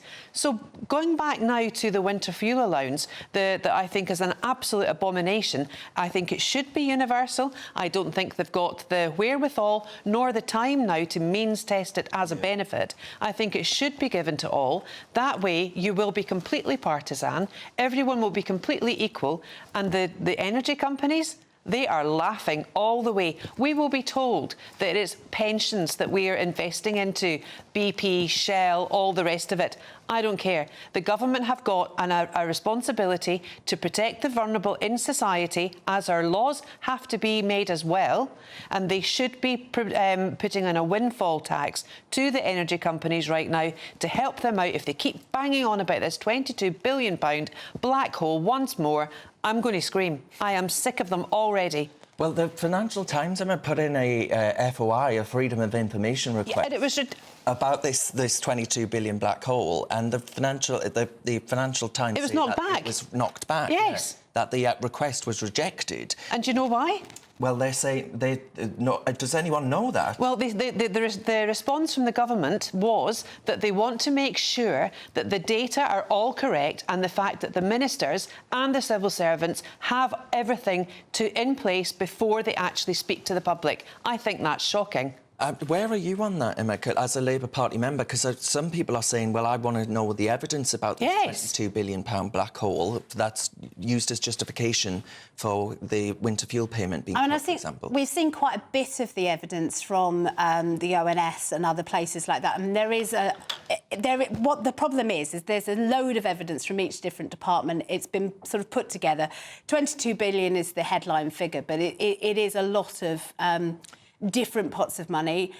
I'm a journalist. I believe in freedom of information. I think the government should say where this has come from. I think the response should have been, we will give you this information, but it's coming from 20 different places, so we'll have to give you it in 20 different ways, and you'll have to do the adding up the way that we have. But I do believe in open government. I think that's important. I don't think anyone, whether you're sick of hearing the figure or not, thinks that our economy's OK at the moment, and it needs a lot of work, and there will be tough decisions. But I do think that there is, I agree with with Claire on putting some of the emphasis on the energy companies. I might do it, I mean, a windfall tax is certainly one way of doing that, but I think a longer-term way of doing that would be something like social tariffs, making sure that the bills for those who can't afford them are kept at a level whereby they're, you know, and that would have to be done in such a way that the people who pay for that are the profit. Do you know what? I'm absolutely sick of it. But we're told to buy energy-efficient light bulbs. We're told to insulate. We're told to do this, that and the next thing. I mean, Edwina Curry was banging on 20, 30 years ago to all the OAPs, wear a warmer jumper. Nothing has changed. Nothing has changed, and if anything, it's actually getting worse. Well, and this is an energy companies. You know, they haven't been properly regulated, interfered with, told how to behave as companies, as responsible capitalists for far too long. We could start by getting rid of the environmental nonsense that's whacked onto bills. That would be one way of reducing. But that will save us money in the long term. Net zero, no, it won't. I don't yes, buy it that. will. All right, we'll leave that one there. You're with me, Darren Grimes, on GB News. Lots more coming up on the show. The Lib Dems are going to set out how they plan to be a constructive opposition. But what can they actually bring to the table other than a jet ski? All of that and more to come. You're with GB News, we're Britain's news channel.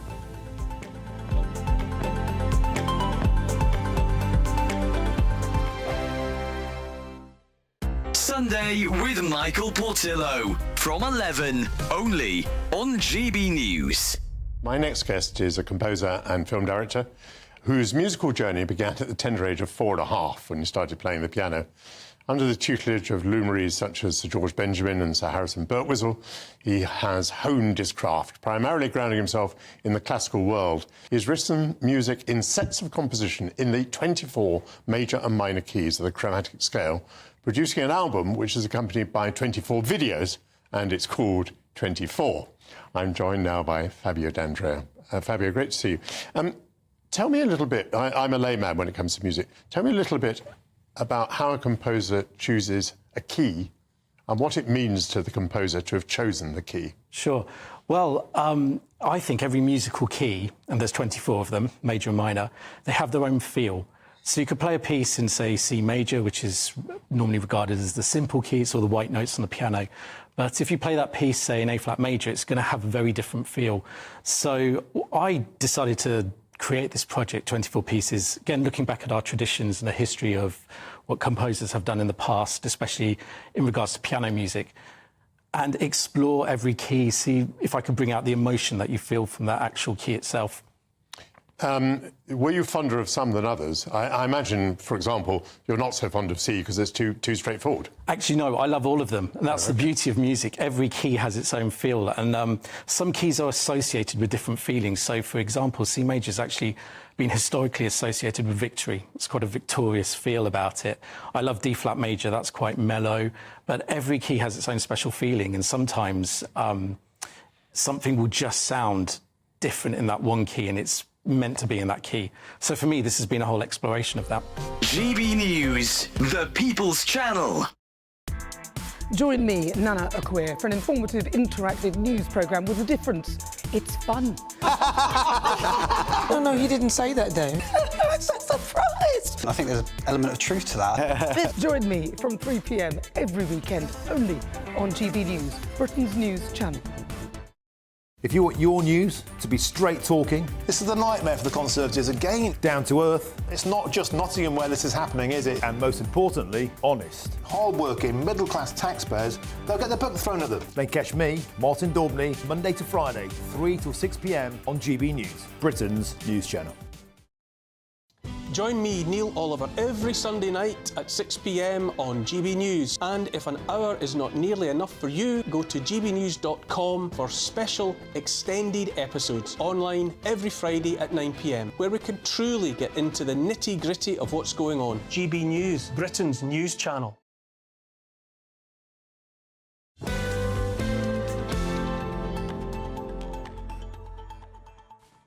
Welcome back to The Weekend with me, Darren Grimes. Lots of you have been sending in your thoughts, very active today. One of the comments by Smash the Gangs, that's a Labour slogan, says the UK electricity market included the concept of contract of difference, introduced by the Conservatives Lib Dem coalition government. It's been a complete disaster, and the politicians are too thick to realise it's causing massive overcharging on our bills. So more criticism of the energy companies there. And one of our members, thank you, Eddie, says Labour's ban on trail hunting is nothing about animal welfare. It's all about the far left attacking those who they perceive to be of a higher class. What's wrong with following a trail? And then another viewer, Claudette, says, well, and she's talking about the Labour Party, so much for the most transparent, most fair and most lightly treading government in years. Indeed, indeed. Let me know your thoughts on all of those stories we've been discussing by visiting gbnews.com/your say and join the conversation, or message me on our socials. We're at GB News. Now, the Liberal Democrat leader Ed Davey, Sir Ed Davey, has jetted in to the party's conference in Brighton. Now, once he's dried off, he'll be looking to focus on the cost of living, defence, climate change and, crucially, their plan to fix the NHS. They're just some of the topics on the agenda. The party won 72 seats in July's general election. That's their best ever result, and more than 6 times the number they took in 2019. But will they be able to push on as the vow to be the constructive opposition? Well, joining me now from the conference itself is the former Liberal Democrat advisor, Pablo Ohana. Pablo, thank you very much for joining me. Pablo, to what extent do you support these gimmicks of coming on a jet ski? Some of our viewers are saying this silliness needs to stop. There's a very serious point behind this. I think that we're in a country where the media is excellent. There are great journalists, but it's not always fair in its coverage. And I think it's important that the Liberal Democrats do what they can to get cut through. And sometimes that means we have to be creative with how we do that. I think there is no doubt in my mind that the Liberal Democrats ran an exceptional general election campaign, and that was proven in the results that we got. Well, indeed, but you could argue that the majority of those 72 seats were only won because the Conservatives were doing such a pretty poor job. Well, the Conservatives certainly did have a tough election, but in this election, the Liberal Democrats set out a very clear mandate, a very clear policy, what they were going to do, what they wanted to deliver for the country, being local constituency MPs, being champions for their area, as well as fixing problems nationally, undoing the damage that the Conservatives have done and holding Labour to account. So I think there is absolutely an element that the Conservatives collapsed in this election, or in the election in July, but it is also true that people voted positively, proactively for the Liberal Democrats, for local champions, for people that they saw doing the work. And in a lot of these seats, these were councillors, they were local champions who'd been around for a long time, who'd put the work in. People saw them, they knew them, they recognised them, they knew that they were going to be a good local MP, and people voted for that. I didn't think it was a surprise that people wanted a change from the division that we've seen, from the chaos from multiple Conservative Prime Ministers and governments. I think it was an exceptional night for the Liberal Democrats, and we're here to celebrate that, and we should do so. Well, Pablo, I can imagine there are a few of our viewers screaming at their television sets right now, saying a Liberal Democrat talking about causing division. Remember what the so-called Liberals and Democrats tried to do to our vote for Brexit. The Liberal Democrats were clear from day one about Brexit, and I think that the fundamentals of a healthy debate on this, and a country that is a democratic country, we are allowed to put across our point of view. Boris Johnson, in the 2019 election, for example, Boris Johnson said that he wanted to get Brexit done, move forward. The Liberal Democrats put across another view, which is that we wanted to stop Brexit and we wanted to have a referendum. I don't think that it is unfair. I think it is completely, it's within our rights to put across another point of view. Well, we did have a referendum. We didn't like Brexit. We wanted to remain into the EU. We had a referendum and it was won narrowly, and it was won on the basis of things that have not transpired. The majority of people today feel as though Brexit has not delivered the benefits that were promised to them. 350 million a week for the NHS. Where has that gone? Oh, well, they've had more than that now, Pablo. Lots more than that. Gobble, gobble, gobble, says the NHS, I tell you that. But what are you hoping to hear from Sir Ed Davey today, then? Sorry, say that again? What are you hoping to hear from Sir Ed Davey? I think Ed Davey will continue to put across a positive vision for our country. He did an incredible job during the general election. I mean, listen, if you had to choose a campaign to be a part of in this general election, would it have not been Ed Davey's? He had so much fun.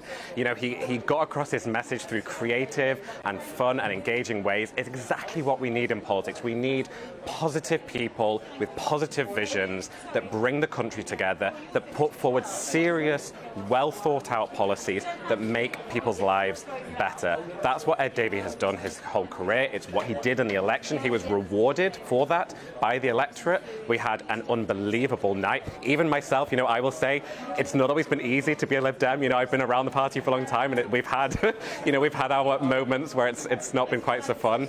We had an incredible night, and that was down to Ed Davey's leadership. I expect to see more of the same from him. I dare say that there may be something going on outside. I don't know. Yeah, all right. I'm sure we'll see some more fun from Ed Davey. Indeed, all right. Thank you very much, Pablo O'Hara there from Lib Dem Conference in Brighton. Let's see what my panel make of this. I'm still joined by Emma and I'm still joined by Claire. Now, Emma, I'll start with you because what is the difference between, I mean, he said there, Claire, did he not, that they had a good election campaign. I seem to remember a lot of people reminding him that he was the post office minister during that campaign.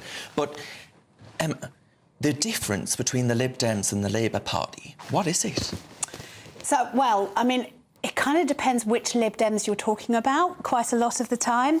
So where I live in East London, you'll get Lib Dems pushing at you from the left. Right. Not necessarily economic left. These terms have become almost meaningless. But certainly on social issues in particular, you'll have Lib Dems sort of pushing further on some of those things.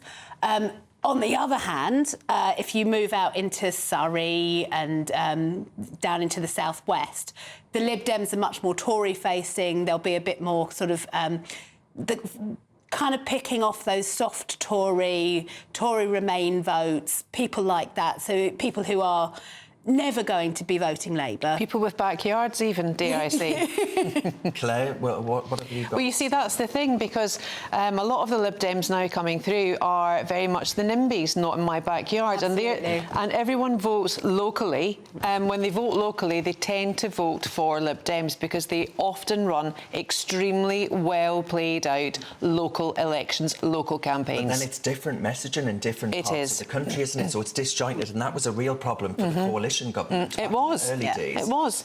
All right, sorry, we've run out of time there, but Emma and Claire will be coming back to you very, very shortly indeed. Folks, you're with me, Darren Grimes, on GB News. We're going to get your latest news with Sophie Reaper.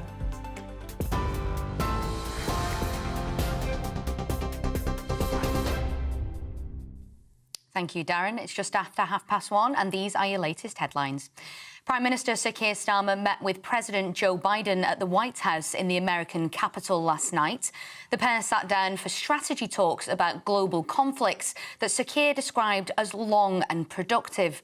Speaking afterwards, the PM also said that he and the US President had reached a strong position regarding ending the conflict in Ukraine.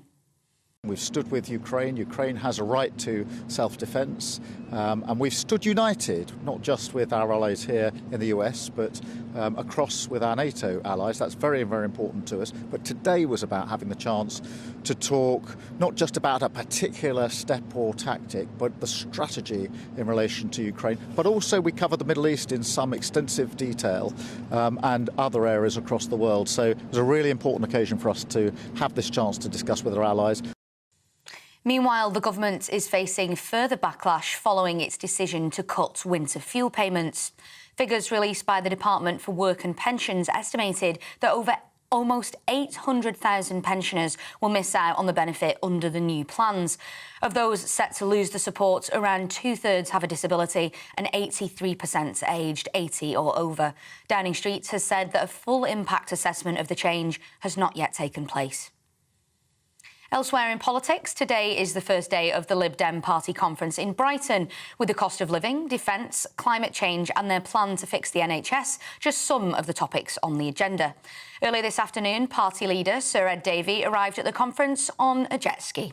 He's scheduled to speak at the event tomorrow, where a celebration is anticipated after his party won 72 seats in July's general election, their best ever result. The funeral of Olympic athlete Rebecca Cheptegei took place in her home country of Uganda this morning. The runner died earlier this month after she was doused with petrol and set alight by a former boyfriend. She'd returned recently from competing in the Paris Olympics when the attack took place. And today is the return of Strictly Come Dancing. The BBC show is back and celebrating its 20th year, but following a series of controversies, many will be watching to see how the show will handle allegations against some of their professional dancers. Those are your latest GB News headlines. For now, I'm Sophie Reaper, and you'll have more from me in half an hour. For the very latest GB News direct to your smartphone, sign up to News Alerts by scanning the QR code or go to gbnews.com/alerts.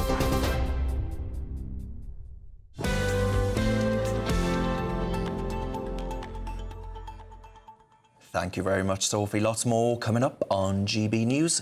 Now, as Labour announce a watershed ban on junk food advertising, will that actually help Britain's obesity crisis? All of that and more to come. You're with GB News, we're Britain's news channel.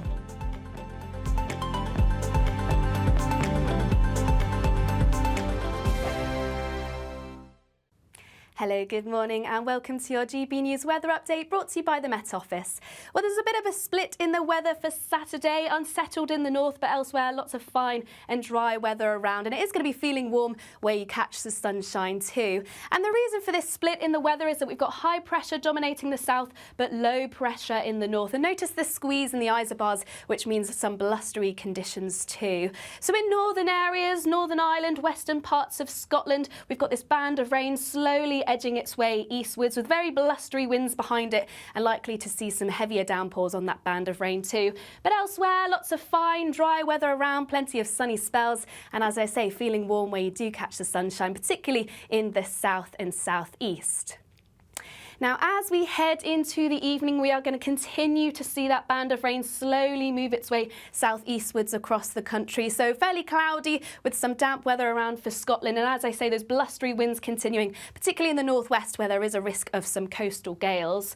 Some cloudier conditions moving into the Scottish borders, but elsewhere, just before the sun goes down, plenty of late evening sunshine to end the day. But as soon as that sun goes down, it is going to be feeling chilly, particularly across the south, where we could see some spots of grass frost overnight.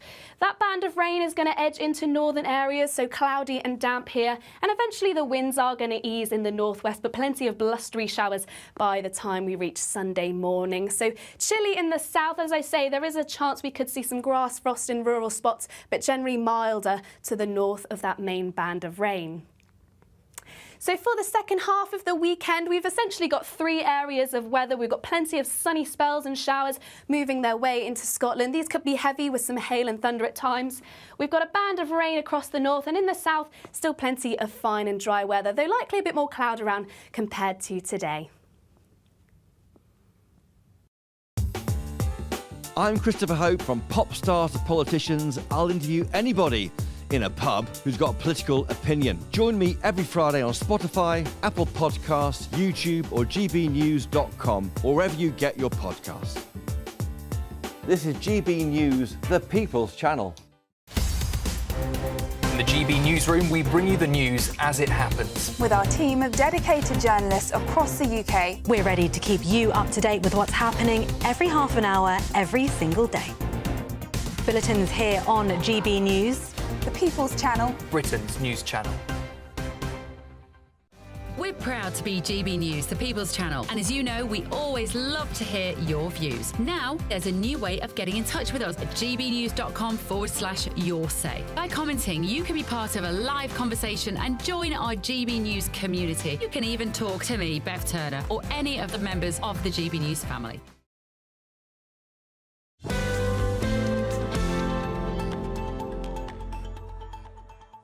Welcome back to the weekend with me, Darren Grimes. Lots of you have been sending in your thoughts. As I say, a very, very active inbox today. And actually, well, Richard says that it's about time politicians who get into number 10 live in the real world. It's, well, like they all live in their own little bubble.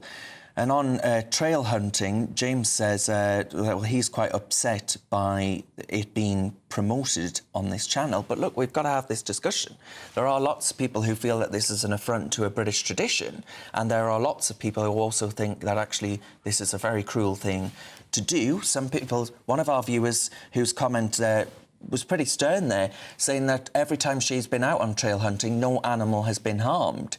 So there are divergent opinions here, and I think we are the channel that will actually air them. So I stand by that, I'm afraid.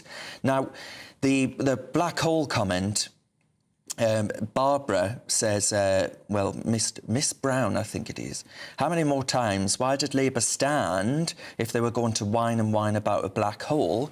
Of course, a black hole that they didn't tell us about back then, but then the Tories say this was all open information. And first and foremost, the responsibility should be to protect British families. And, yeah, not happy. Many of you actually have the same view on the pension front, on the winter fuel payment front, and being pensioners, there are lots of pensioners very active in the inbox. Now, let me know your thoughts on all the stories we've been discussing. You can visit gbnews.com/yoursay, join the conversation there, and we're also on social media at GB News. Now, the government has confirmed that a ban on junk food adverts before 9 p.m. will come into effect from the 1st of October 2025. The Labour Party, which pushed for the ban, aims to tackle childhood obesity through stricter advertising regulations, alongside a total ban on paid-for online junk food ads. So is Britain becoming a nanny state, or is this ban called for, necessary and laudable? Well, joining me now is the Deputy Editor of Spiked Online, Fraser Myers. Fraser, thank you very much for your company, my friend. Where are you at on this? Because Britain does have, you know, we are a bit of a problem when you look at us on an international scale when it comes to obesity levels. Well, I think you've got to look at this measure in the round of what else has been announced by Keir Starmer. On its own, perhaps it's not a huge deal. I think it's a waste of time as it happens. I don't think it'll have any effect on obesity. Children are not suddenly going to forget that McDonald's exists just because it's not being advertised to them before 9 o'clock. I mean, you look at the ad ban, the junk food ad ban in London, that's had no effect on obesity. Actually, London obesity has gone up at a faster rate than the rest of the country. I'm not saying the two are related, but you can see how little impact this is having. I think what worries me is there is a sort of mindset in the Starmer government that the problem with, you know, he's looking at the problems in the NHS and he says he wants to take a preventative approach. It's as if, you know, the healthcare service isn't failing. We are failing the healthcare service. And, you know, we need to essentially cut down on the foods we enjoy, cut down on our drinking, cut down on smoking in order to save the sainted NHS. And I think that's, you know, completely the wrong approach to life.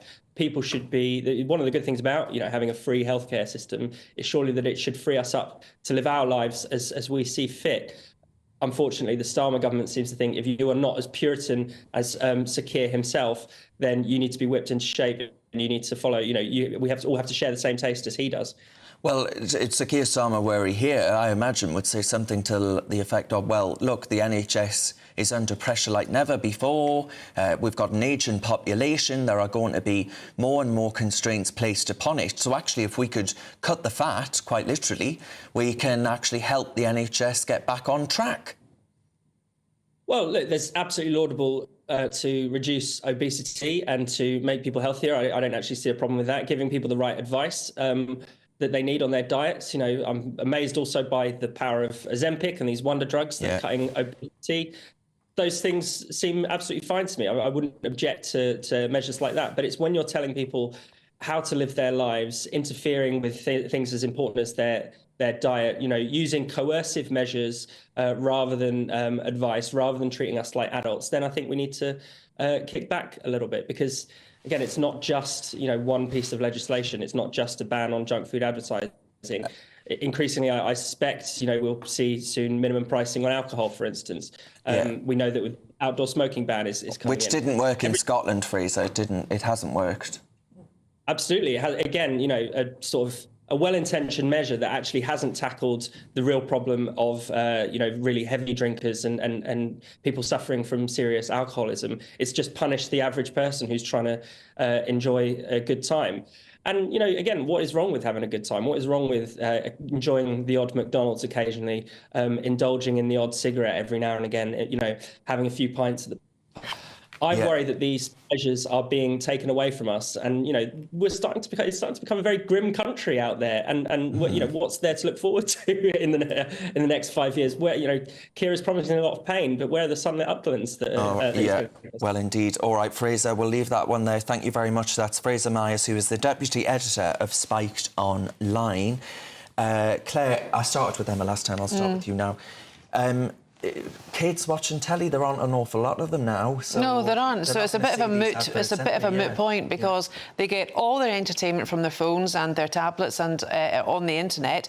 TikTok, they get their news from. News bulletins now have come through from via Twitter, Snapchat, everything. That's where the model is. That's where the advertising is for young people. And if this move, they've already reduced the number of or banned billboards from a certain degree of distance from schools. So that can't happen now either. And that's actually proven to have actually worked in terms of not getting the appetite, for want of a better word, for children to eat junk food. But I'm afraid it's very much the Starmer's Puritan, the way that he wants to rule and govern and take every bit of goodness away from our lives. There's nothing like an ultra-processed piece of fast food, maybe in a Sunday morning or maybe in a Saturday morning when you need it, and you know what I mean. I do know what you mean. Emma, where are you at on this then?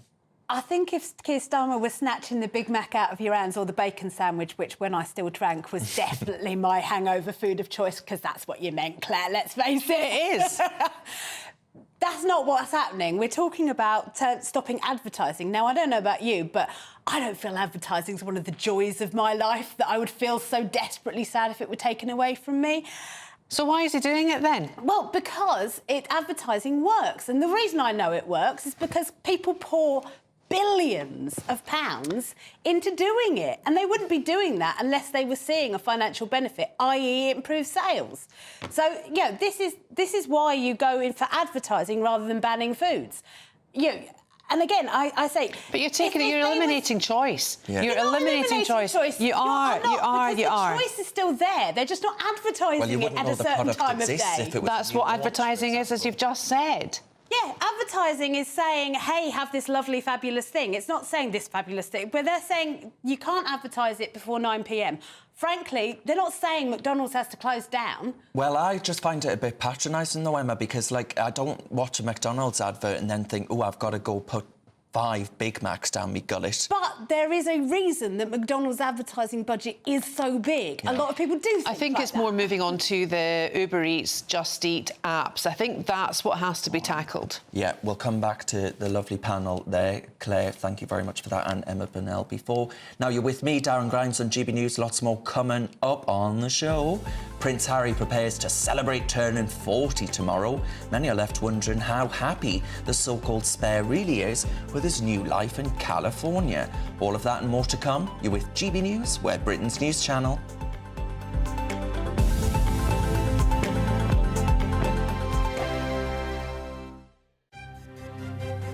GB News Breakfast, every day from 6 a.m.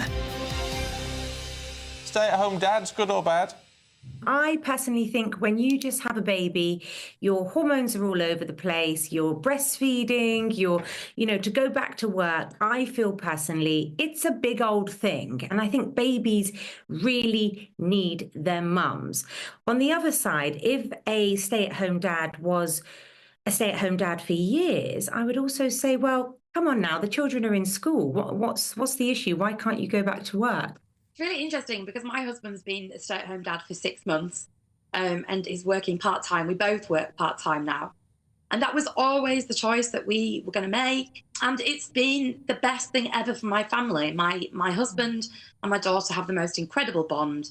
He's much more practical, playful, and a better problem solver than me. I mean, the problem I see, Annette, with all of this is that you do get a lot of women who say, You know, we don't want the stereotype. We don't like the stereotypes. And when men say, well, actually, I want to be the parent staying at home and looking after the child, it's frowned upon. So you can't have it both ways. I wouldn't say that's a long-term stay-at-home dad. And also, we're talking about actually dads should look after their children, and we shouldn't be praising them and say, oh, they're underappreciated for changing a nappy. That's their duty. I think it takes real guts as a man to decide that you're going to give up those things that society deems so highly, even if it's for a short time. Why is it then, Annette, that you say your dads should go back to work? I read an article about a dad who was a stay-at-home dad for 15 years, pursuing his hobbies and fitness and all that. Now, I just don't think that's fair. GB News, the People's Channel. Mark Dolan tonight is your weekend dose of news, debate and entertainment. This sounds like a wild conspiracy theory. Don't miss My Big Opinion. Mark meets at My Take at 10. Democracy is a funny old thing. And we don't do boring, not on my watch. I just won't have it. Let's go and get another glass of that bubbly. You've earned it. That's Mark Dolan tonight, Saturday and Sunday, 9 to 11, only on GB News, the People's Channel, Britain's news channel. Are the newspapers getting you down? My wife didn't divorce me that month. Struggling to separate the wheat from the chaff? I know that it's a bit of a circus at the best of times.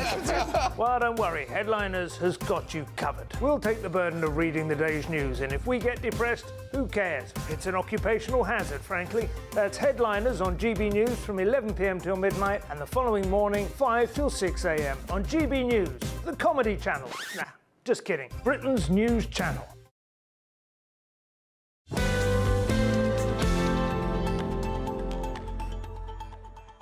Welcome back to the weekend with me, Darren Grimes. We're going to move straight on to today's topic. Prince Harry is turning 40 tomorrow, and the Duke says he was anxious about his 30s, but is nothing but excited about his 40s. Were you like that at home? Let me know. If it's anything like this last decade, though, for Harry, it'll be a busy one.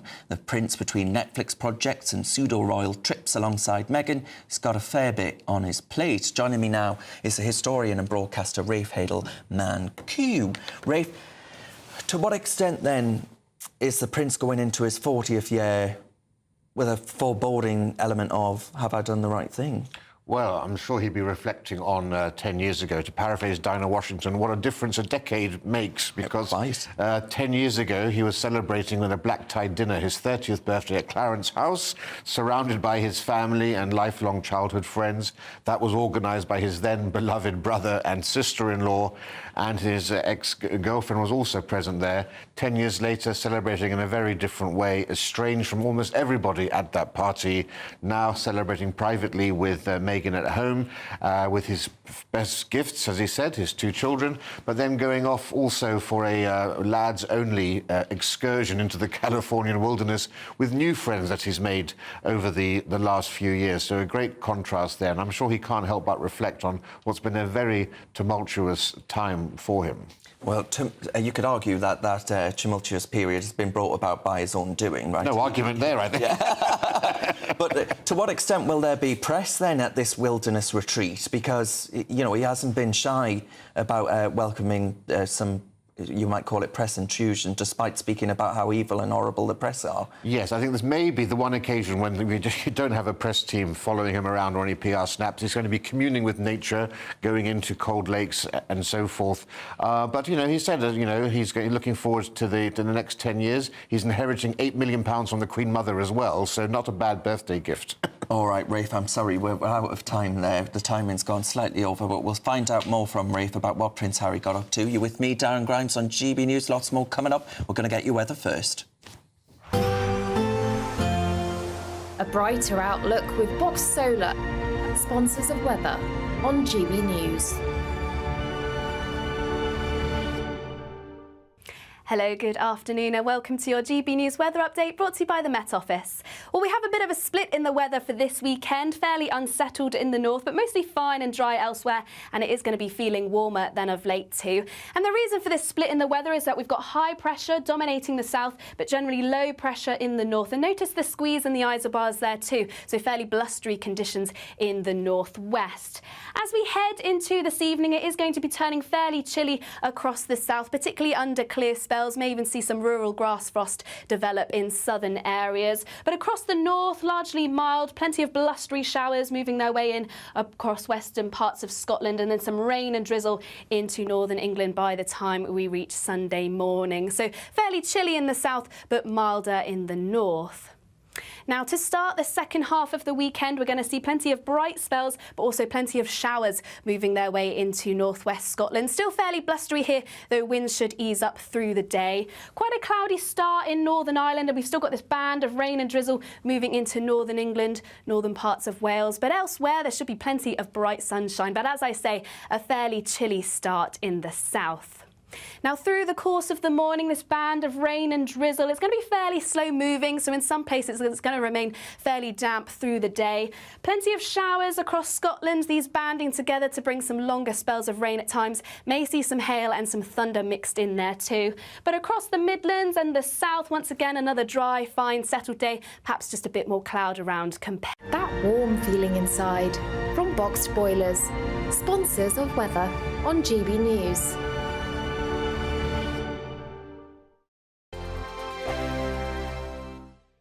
You could be the good luck. Tune in to Friday Night Live with me, Mark Dolan. GB News royalty with your perfect start to the weekend. Lucky us. Feisty and fearless guests. Well, I'm a normal person, so ask me. Honest opinions. That raises more questions than a Gary Barlow tax return. And a few surprises along the way. Might be cold in this studio.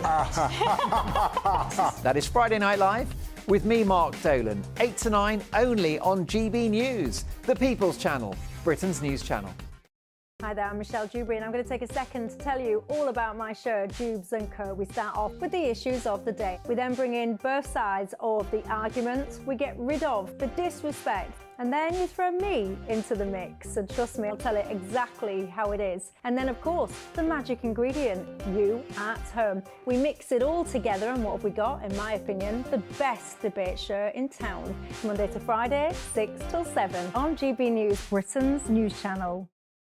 It's Patrick Christie's Tonight, and here we do things differently. It's explaining the absolute madness of this, doesn't it? It's explosive. I mean, this is very good. It's lively. 850. Your government sat there short and it did nothing. It's controversial. And the Middle East has been in turmoil since before I was born. It's everything you need to kickstart your evening. Everyone's had their Weetabix tonight. I love to see it. That's Patrick Christie's Tonight, weeknights from 9 p.m. Only on GB News, the People's Channel, Britain's news channel. Join me, Camilla Tominey, for a frank and honest discussion with those in power that cuts through the spin and gets to the heart of the issues shaping our nation. You haven't confirmed that you want to stand as leader, but you haven't ruled it out either. This report basically says that he's not fit to stand trial. Is he indecisive?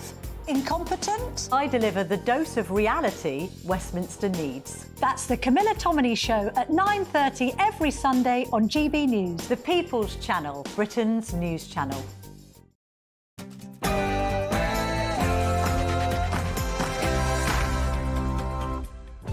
Good afternoon, it's 2 o'clock on Saturday the 14th, and this is The Weekend on GB News. Now, shocking new figures show 7 in 10 disabled pensioners will lose their fuel payments this winter. That comes from the Department for Work and Pensions, admitting that 1.6 million disabled people who rely on the benefit will miss out. But that's just after more than 50 Labour MPs defied Sir Keir Starmer to abstain from his crucial vote to scrap the payment that so many have come to actually expect and rely on. And today is National Trail Hunting Day, but with Labour vowing to ban the practice, are its days numbered? We'll be finding out more very soon. And as Prince Harry prepares to celebrate turning 40 tomorrow, many are left wondering how happy the so-called spare really is with his glitzy new life in California. And then, well, my panel, we'll find out who that is after this. I'm Darren Grimes, and this is The Weekend.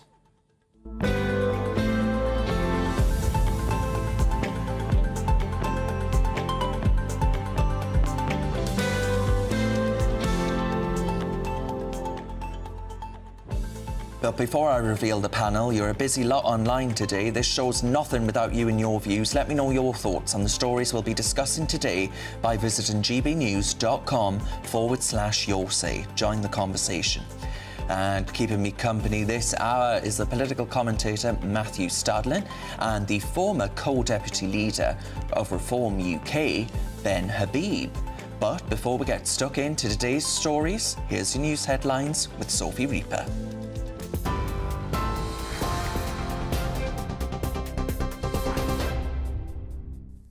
Thank you, Darren. It's just after 2 o'clock and these are your latest news headlines. Prime Minister Sir Keir Starmer met with President Joe Biden last night to discuss strategy and tactics regarding Ukraine and the Middle East. Meeting at the White House in Washington, D.C., the pair sat down for talks that Sir Keir described as long and productive. Speaking afterwards, the PM also said that he and the US presidents had reached a strong position regarding ending the conflict in Ukraine. We've stood with Ukraine. Ukraine has a right to self-defence, and we've stood united, not just with our allies here in the US, but across with our NATO allies. That's very, very important to us. But today was about having the chance to talk not just about a particular step or tactic, but the strategy in relation to Ukraine. But also we covered the Middle East in some extensive detail and other areas across the world. So it was a really important occasion for us to have this chance to discuss with our allies. Meanwhile, back on home soil, more questions have been asked about the government's decision to cut winter fuel payments following a vote earlier this week. Figures released by the Department for Work and Pensions estimated that almost 800,000 pensioners will miss out on the benefit under the new plans. Of those set to lose the support, around two-thirds have a disability and 83% are aged 80 or over. Downing Street has said that a full impact assessment of the change has not yet taken place. Staying with politics now, and a rebellion could be brewing within the Labour Party following recent comments by the PM around a ban on smoking outdoors at pubs. Labour MP for Newcastle upon Tyne East and Wallsend, Mary Glinden, has tabled a motion in Parliament against her own party in order to try and block the potential plans. In the motion, she praised the indoor smoking ban of 2007, but said that extending the ban outdoors could unduly restrict individual liberty. Today is the first day of the Lib Dem Party conference in Brighton, with the cost of living, defence and veterans, climate change and, crucially, their plan to fix the NHS as just some of the topics on the agenda. Earlier this afternoon, party leader Sir Ed Davey arrived at the conference on a jet ski. He's scheduled to speak at the event tomorrow, where a celebration is anticipated after his party won 72 seats in July's general election, their best ever result. Now, someone who is speaking at the conference today is the Deputy Leader for the Scottish Liberal Democrats, Wendy Chamberlain. Earlier, she told GB News about the need for parties to work together to tackle the broken NHS. This is what she had to say. Without sorting social care, and we've been very clear that we are keen to work on a cross-party basis to solve it, because no matter what party is in power, social care as an issue is not going away. But if you don't sort social care, you're not going to fundamentally sort the problems within the NHS. Keir Starmer has said that fixing the NHS is a 10-year job. He won't be able to do that unless he keeps other parties on side so that we can all do that work together. Today marks National Trail Hunting Day, an annual event organised by the British Hound Sports Association. In their manifesto earlier this year, the Labour Party promised to ban trail hunting. So this year, organisers have said they're sending a strong message to the new government. And today is the return of Strictly Come Dancing. The BBC show is back and celebrating its 20th year. But following a series of controversies, many will be watching to see how the show handle allegations against some of their professional dancers. Just some of the famous faces appearing on the show this series include football pundit Paul Merson, singer Shane Ward, and Olympic gold medalists Tom Dean and Sam Quek. Those are your latest GB News headlines. For now, I'm Sophie Reaper. You'll have more from me in half an hour. For the very latest GB News direct to your smartphone, sign up to News Alerts by scanning the QR code or go to gbnews.com/alerts.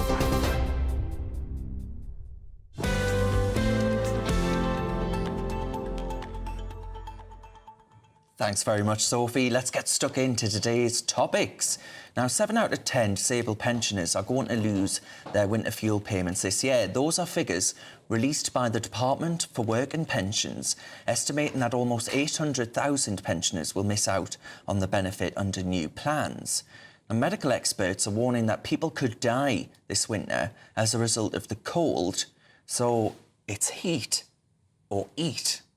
Now, joining me now is the retired civil servant, William Pickup. William, thank you very much for your company. Where are you at on this? This, of course, wasn't a manifesto commitment, but Labour argue that it's necessary to actually reduce the £22 billion black hole that they were, that they inherited. Well, this isn't going to affect me personally, but it's going to affect my wife, who got to being a pensioner, a state pensioner before me. But it really isn't an issue for us. We're reasonably comfortably off and we're okay without it, and we have given the money to charity in the past. But what's important is not people like me. We're irrelevant. It's the people who are going to die as a result of this government enacting this policy almost instantaneously. And even if they manage to get more people to claim pension credit, we know today there's probably 750,000 people who will be claiming pension credit as a result of this, who won't get the go-ahead from the government in time to receive the winter fuel allowance. Yes. It's quite shocking, really. I'm really opposed to it. I mean, for me, the solution is to leave it a year. And in a year's time, those people who have applied for pension credit will get it, and those people who don't get it will have had a year to save for next winter. There is no time for them to act at all now. Now, William, some people have been arguing that actually there is an intergenerational issue here where pensioners are doing better off than the youngest in society who are just coming in to the labour market, trying to get on the housing ladder, fighting all of these pressures of student debt or whatever else, and that actually this is a necessary rebalancing of the economy in favour of the young. Now, I happen to think that this is all getting very dangerous and they're pitting young against old, but do you find any merit in that argument? I think there's merit in the argument. It's really tough for younger people today to get on the housing ladder. There's no question at all about that. It's extremely tough for them. On the other side, they will be inheriting properties from their parents and the grandparents worth hundreds of thousands of pounds more than we did when I was a lot younger. So there is some benefit for it. I've got nothing wrong with any sort of rebalancing going on. I have got a problem if it means pensioners are killed as a result of it. How much onus do you put on that fact that actually energy bills are going to go up by, almost 10% this winter? That actually, to do it right now at this point, actually, maybe we should get rid of the green tariffs on energy bills and all of this net zero nonsense, and that actually would render the winter fuel payment completely unnecessary. I agree entirely with that. These supplements in terms of green energy are completely wrong. It's a long way off before any sort of climate change is significantly going to affect us, if at all. The deaths are going to happen in months. I mean, last year, I think it was about 5,000 pensioners died. How many more are going to die as a result of this? The government doesn't know. It's done no impact assessment. And what's even worse, I don't think the government care. Yeah.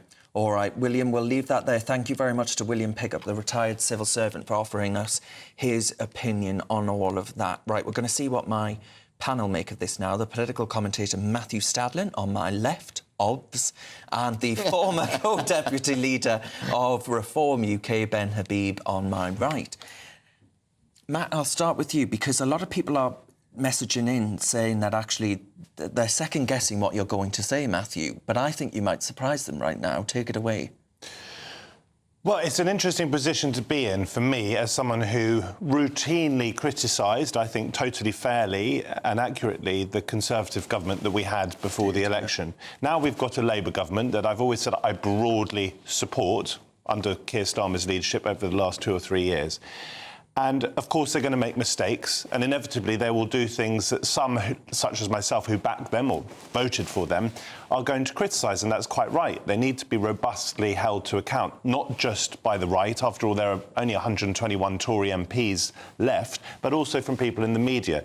And on this particular issue, I think they've got it wrong, and I think they've got it quite spectacularly wrong. I think they've got it wrong politically. I think it's an own goal. But I also think the policy itself is wrong. Why? Now, the reason I think it's wrong is because although with the triple lock, pensions are going up, and although pensioners are by no means the only constituency in our country that are suffering, there is widespread poverty in Britain. Let's be absolutely frank about that. And it's not just older people who suffer from the cold. Despite that, we know that older people do have a particular problem when temperatures drop, and of course in the summer when they go up. And to do this with such short notice, so that hundreds of thousands of people who would actually be entitled to this winter fuel allowance, despite it being withdrawn from the majority of pensioners, but they won't fill in the forms in time, maybe because they're complicated or because they're not used to filling in forms. That, for me, is a serious mistake. Yeah. Yes. Now, Ben, I assume actually on this you're going to be like a nest of singing birds, which I didn't anticipate it when I first looked at the panel, put it that way. But do you agree with what Well, Matthew I would go said? one step further. I mean, I agree with everything Matt said, but I'd go one step further, and I'd come back to a point you made, to that very sensible retired civil servant, that actually if we got our energy policy sorted out, we dropped green taxes, for example, we used our naturally available gas in the North Sea, we didn't tax the companies 75% in order to extract it, Labour's going to increase it to 78%. If we got our economy sorted out, we wouldn't need to provide these subsidies because people would be able to afford to pay that's what Sir Keir Starmer says he's doing, right? He's sorting the economy out by actually reducing this £22 billion black hole. Yeah, so on the black hole... OK, can I come back to the black hole in a second? But I think the calculation Starmer's made is that it doesn't matter to him how unpopular or unpopular he is in the early days of his government. He's got this thumping majority and he's going to drive through his policies irrespective of what happens. And I do agree with Matt that he's gone too far with this one. This one has alienated all those brave Labour MPs who abstained, who didn't vote against but abstained, and the populace generally. But he is not getting our economy sorted out. The 22 billion black hole is fictitious. A black hole only exists to the extent that you're unable to fund that which you wish to spend. It is entirely discretionary for the government to decide how it spends its money. It has decided it's going to tackle the old age pensioners and it's going to try and save £1.5 billion a year there. But it has, as we know, contributed £11 billion to foreign climate change projects, £3 billion to the fight in Ukraine. I don't want to get into a debate on Ukraine, but that's what it's committed to do. It has settled those trade union disputes in rapid-fire time at a cost of billions of pounds to the Exchequer, and I could go on and on. The £22 billion is a figure that Rachel Reeves needed in order to hang her unpopular hat on so that they could deliver these kinds of things. But the last point I just want to make, and this really gets my goat, is that we locked down the economy. We caused a significant amount of the damage that we are now experiencing with the cost of inflation, with the rise in inflation, cost of living crisis and so on, because we wanted to save the elderly. That was the argument that was made. And now they're throwing the elderly under a bus. Would you agree with that sentiment that Ben Habib makes there, Matthew, which is that the older generations have been thrown under the bus? And I worry, actually, that all this rhetoric around the elderly having it so good is actually adding to a sense of intergenerational warfare. I think what Rachel Reeves was trying to do was to convince the country and possibly convince the market, so I find that argument a little bit specious. Well, she's spooking the markets by saying that we're in such a hole. I'm not sure about that, although I would like a little bit more optimism. I think what she was trying to do was to make sure that Labour is no longer seen by some, as it has on and off traditionally been seen, as weak on the economy. She wants to be absolutely iron-fisted in stabilising the books and then using that as a platform for growth. And of course, those two things can happen side by side. I don't think she's set out to hurt pensioners. I think it is a mistake, as I've already said, but it is also undoubtedly true, not only that pensioners are not the only people suffering in this country and that the Tories have left the books in a perilous state, but also, and this is, I think, important, there are lots of pensioners who simply, for example, your guest earlier, who simply don't need that £300. And we have heard stories, and I don't think they're apocryphal, of wealthy people, when their winter fuel allowance comes in each year, going off and buying a disgustingly expensive bottle, £300 bottle of wine, drinking it to say, these crazy politicians are giving me this, of course I don't need it. That's not the majority, is it? It certainly isn't, and that's why I think it's a mistake.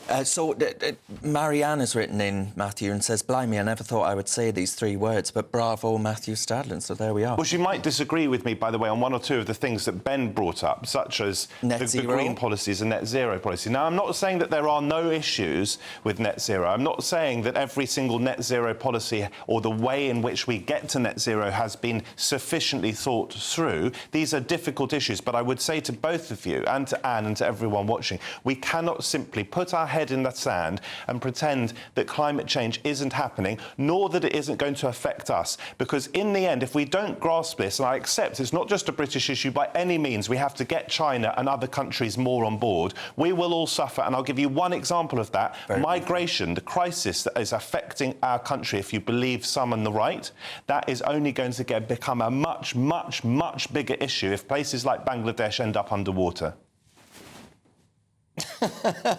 Well, I mean, do you want me to respond? Very, very briefly, if you can, if it's possible. Well, the majority of the fuel that we use in our homes is gas. Used to be gas. Gas is actually a relatively clean fuel. It's not carbon emitting in the way that gasoline is or coal is. And the EU, the purveyor of all moral correctitude, the European Union, I was being sarcastic there for viewers, was on the verge of classifying gas as a green fuel back in 2019. You know, I remember America dropped out of the climate accords, of the Paris ones, under Trump, but it still reduced carbon emissions faster than Europe did because of the fact it was using gas. Yeah, no one's saying scrap gas overnight. Oh, well, they are. Ed Miliband I just want to make is. one very quick point, and that is the 2050 target is bad, but the intermediate targets are even worse for the United Kingdom. And the coal mine. The reason I say that is the intermediate targets require certain percentages reductions in carbon emissions. And the UK was already very good. So for us to hit these percentage reductions is much more demanding than for the US to hit them or for China to hit them. Are you with me? Yeah, I'm with you. I'm with you completely. All right, we'll leave You're that one there. You're not with me, then. I was. You lost me. Matthew Stadlin and Ben Habib, thank you. You're with me, Darren Grimes, on GB News. We'll be back just after this. This is GB News, Britain's news channel. EasyJet is launching a new recruitment drive focused on attracting cabin crew members over 50 and those even considering retirement. Well, the initiative is called Returnships and is inspired by research that suggests that 75% of people over 50 years old believe that now is the ideal time to embark on a new career. Joining us now to discuss what it takes to embark on a second career as cabin crew is Helen Williams. Good morning, Helen. Hi, good morning, Helen. Welcome. Just touching down in our studio. It is. I've had a few days off and now I'm here. So you are now cabin crew. I am. What inspired you to get into it? What did you do before? How did it all come around? Oh, so when I graduated, I took an office job with my grad scheme, and that job lasted 6 months, and I started working for a European carrier. I did just over 5 years at that European carrier and had an absolutely fabulous time. I then went on to a wet lease operation with an Irish carrier and another mainline UK carrier. I then decided to have time out. I had a business, I had a family, I had children, and last autumn I decided, why not? Let's go back and do it all again. So returning to that European carrier that I'd worked at when I was in my early 20s. And what is that like for you now, returning that bit older, having that life experience, having your children? Do you think that's been a benefit to you? It's absolutely been a benefit. I mean, the amount of parents that thank me for helping me with their small children when they're crying on a flight. I am that person now. When you went back for a second time. Yeah. Did you notice more sort of older people amongst your sort of colleagues? I did. So when I returned onto my initial course in March of this year, just over half the course were over the age of 30. Wow. Which was absolutely phenomenal. And I was expecting to return and be with a lot of younger, 18, 19, 24. I was expecting to be that dinosaur. And that first day of training, to find out that I wasn't the dinosaur, you have no idea how exciting that was. And they've gone on, that particular group, to be phenomenal crew members. GB News, the People's Channel. Every Saturday, 10 till 12, we'll bring you all of the news that you need to know. We'll also remind you that there is so much to smile about. It's my favourite time of the week. I get to relax, enjoy some light-hearted stories, and let Ellie teach me about fashion too. That's Saturday Morning Live, every Saturday, 10 till 12. Only on GB News, Britain's news channel. I'm Christopher Hope. From pop stars to politicians, I'll interview anybody in a pub who's got a political opinion. Join me every Friday on Spotify, Apple Podcasts, YouTube or gbnews.com, or wherever you get your podcasts. This is GB News, the People's Channel. If you want your news to be straight talking, This is a nightmare for the Conservatives again. down to earth, It's not just Nottingham where this is happening, is it? and most importantly, honest, Hard-working, middle-class taxpayers, they'll get the book thrown at them. then catch me, Martin Daubney, Monday to Friday, 3 till 6 p.m. on GB News, Britain's news channel.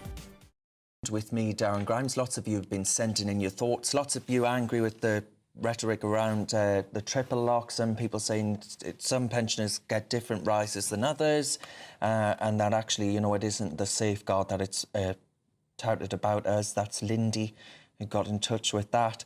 Martin says 11,500 is too much income to receive pension credit for a single pensioner. Let that sink in. Also, the 1.5 billion paid out will bring in £300 million in VAT. That £300 bottle of wine will bring in juicy VAT and corporation tax on the profits back to the Treasury. Some with the pay rises, income tax, national insurance and employer duties and all that VAT coming back. The true cost is not the pay rise, says Martin. That's one view.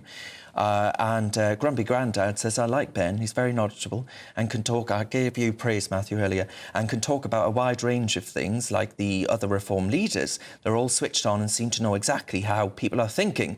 And that tells me they speak to people and actually listen. Unlike Labour, Matthew, eh? I would just say, because you're reading out those messages on the winter fuel allowance and we're still talking about it, I think another criticism of the government that I think is absolutely fair is that they didn't do a specific impact assessment on what taking the winter fuel allowance away from millions of pensioners would actually have on illness and likelihood of death. And to me, that does beg a belief. Yes. I don't think they did it because they want to harm pensioners. I don't know whether it was groupthink. I don't know whether there's this determination to show economic competence. I don't know quite what it was, but to me it was a mistake. All right. Now, let me know your thoughts on all of the stories we've been discussing today by visiting gbnews.com/your say. Join the conversation there or message us on our socials. We're at GB News. Now, 10 years on from the independence vote in Scotland, 10 years, a hope over fear rally reminds the United Kingdom that some are still demanding another referendum. Well, joining us now is GB News' Scotland reporter, Tony Maguire. Tony, thank you very much for your company. Is it well attended then? No, I think I'm even trying to find a very more diplomatic way to say that it's absolutely empty here in George Square, but let's maybe just go with a few hundred people coming, and I'm sure that the rain will come into some of the dialogue in the next few days as to that low attendance. But, you know, as I was talking about earlier on today, actually, the attendance for these kind of events has dropped down, and that's because really of a whole cacophony of reasons, splits within the Yes movement, and essentially 10 years of not particularly moving the dial in either direction. Scotland's government, the SNP, have still been unable to find that kind of sweet spot for telling Westminster that there's an electoral mandate. But nevertheless, today at the rally, you know, we've heard from speakers such as Tommy Sheridan, who is a big political player up here in Glasgow, who demanded that if there's the pro-independence parties get more than 50% combined in 2026 at the next Scottish election, then we should just declare ourselves independent. I'm not quite sure if that will fly. But after him, of course, we also heard from Alex Salmond, a man who doesn't beat about the bush, does not mince his words, and he had some particularly cutting remarks to say about the government as it stands up here in Holyrood. A zombie parliament in Holyrood just now. They've had 10 years of mandates for a referendum and they have done nothing. Our biggest industrial facility is threatened with closure and they stand by and do nothing. Hundreds of thousands of pensioners are threatened with fuel poverty this winter and they do nothing. That has to end. No more capitulation from our... And that very much is that booming voice of Alex Salmond there. And, you know, talking to the few hundred people who had come here today, but certainly not the most lively independence rally we've seen in recent years. Yes, thank you very much for that. I think I agree with everything Alex Salmond said there, so that's alarming in and of itself. Tony Maguire, thank you very much for that. I don't know what the Palestinian flag's doing there, you know, at a Scottish rally for Scotland, independence. But anyway, we'll see what my panel make of this. We'll go down memory lane with Ben Habib and Matthew Stadlin. Ben, I'll start with you. Well, maybe there are merits to a little Scottish independence. You might find it's a low-tax, a deregulated economy. Well, devolution hasn't worked well for Scotland, has it? You know, they've got higher tax rates, personal tax rates, than the United Kingdom. Their economy is on its back. Its sole source of, genuine sole source of independent economic well-being was fossil fuels. And, you know, that's gone by the support of the SNP, amongst others. So there's no case. There was a very marginal case from an economic perspective in 2014 that one might have been able to make. The national debt issue was never addressed back in 2014. Do you remember we used to debate that? The case was marginal then. There is absolutely no case to be made for independence now. And the Scottish people have spoken. There were 55 SNP members of Parliament. There are now 11 SNP members of Parliament. And just last thing I'd say, actually, from my perspective, we are one United Kingdom. I think the biggest mistake and one of the most damaging things done by Blair was devolution. You don't strengthen the union by dividing it. And I would abolish Holyrood. I'd get rid of the Welsh Assembly, the SNED or whatever they call it. And I'd also abolish Stormont, get rid of the Irish-Sea border, and I'd bring the United Kingdom much closer together. You really need a Scottish nationalist in here to oppose passionately what Ben was just saying, because in my case, I believe, and it is a belief, very strongly in the United Kingdom. And when they had that referendum in 2014, I felt, you know, like a bit of a spare part in England down here in London. I thought, well, these guys are voting on the future, not just of their country, but my country. And it's been my country, not just all my life, but since the Act of Union in 1707. So, you know, you're not going to get a Scottish independence perspective from me, but having spent some of August up in Scotland at the Edinburgh Fringe and interviewed Humza Yousaf until quite recently was the First Minister of Scotland, and also Alex Salmond, there is still, amongst some Scots, maybe 45% of Scots, which is a sizable number, a real drive, I think, and I suspect a real passion for independence. They've got a real problem, and the problem is that they had a referendum 10 years ago, and Scottish independence as an idea has still not got a majority. It's waned. If you look at the polls, they're roughly sort of stable. There's no clear consensus for Scottish independence, from what I've read. But Humza Yousaf was clear. He said in his lifetime he does think that there will be independence. So you can't, if you are a unionist, and on this Ben and I share that position, there can be no room for complacency. But the idea there's going to be Scottish independence around the corner when you have the Scottish National Party failing as spectacularly as it has failed in this recent general election seems to me to be pie in the sky. Plus, Alex Salmond is no longer himself of the SNP, and he was sort of the big beast of the SNP. So there's although he did very badly, there's a fracture within the movement. Come back to Ben's point on devolution, because they could argue that actually, if they got independence, they'd be free from the Labour Party's pinching from pensioners' pockets. I mean, you can always make that argument when there's a government formula? When there's a government of whatever hue in Westminster. I would say that a lot of Scots would find your position on devolution insulting because actually, and I think as a pragmatist, that devolution almost gives the Scots, and I don't want to sound patronising, and there's always that risk, but the best of both worlds. You get to be part of the United Kingdom, but you also have a degree of, quite a significant degree of control over your own affairs. Yeah, Grumpy Grandad says these days we see more Palestine flags than we do Union Jacks. And you see them with the SNP. Yeah. The SNP has aligned itself with the... They used to be known as the Tartan Tories, believe it or not. Yeah. But I'm surprised you're against devolution. Well, because if you leave nationalism out of it, actually, surely you believe in power to the locality. You know, I campaigned for Brexit, right? Yeah. So some Scottish nationalists may well be of the view that actually what they're doing is their own form of Brexit. Yeah, not at all. I mean, just because I believe that the United Kingdom should be out of the horrible, malevolent, disgusting, wretched institution that the EU is, doesn't mean that I would want my country broken up. The United Kingdom is my country. It's one entity.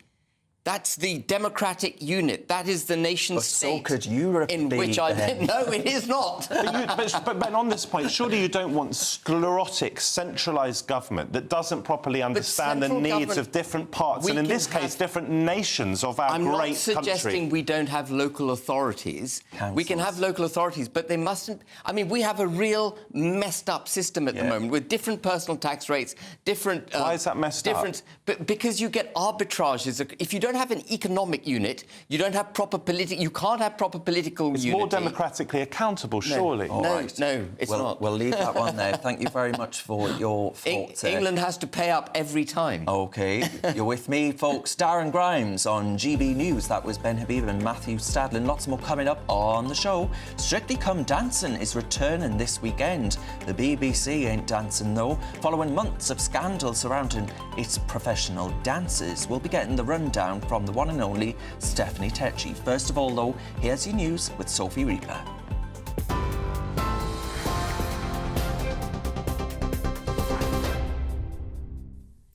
Thank you, Darren. It's just after 2:30, and these are your latest news headlines. Prime Minister Sir Keir Starmer met with President Joe Biden at the White House in the American capital last night. The pair sat down for strategy talks about global conflicts that Sir Keir described as long and productive.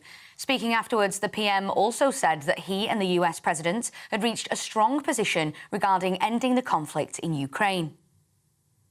We've stood with Ukraine. Ukraine has a right to self-defence, and we've stood united, not just with our allies here in the US, but across with our NATO allies. That's very, very important to us. But today was about having the chance to talk not just about a particular step or tactic, but the strategy in relation to Ukraine. But also we cover the Middle East in some extensive detail and other areas across the world. So it was a really important occasion for us to have this chance to discuss with our allies.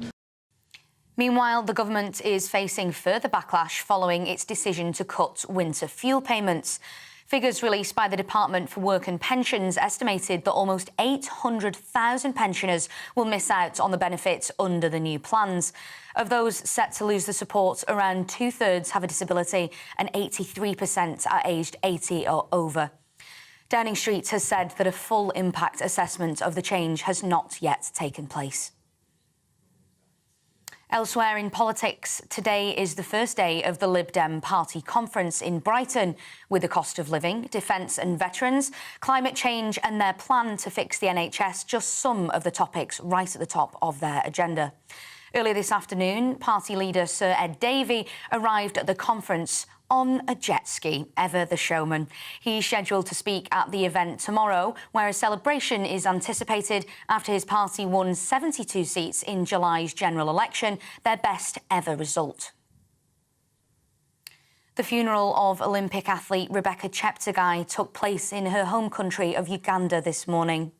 The runner died earlier this month after she was doused with petrol and set alight by a former boyfriend. She had recently returned from competing in the Paris Olympics when the attack took place. Today marks National Trail Hunting Day, an annual event organised by the British Hound Sports Association. In their manifesto earlier this year, the Labour Party promised to ban trail hunting. So this year, organisers have said they are sending a strong message to the new government. And today is the return of Strictly Come Dancing. The BBC show is back and celebrating its 20th year.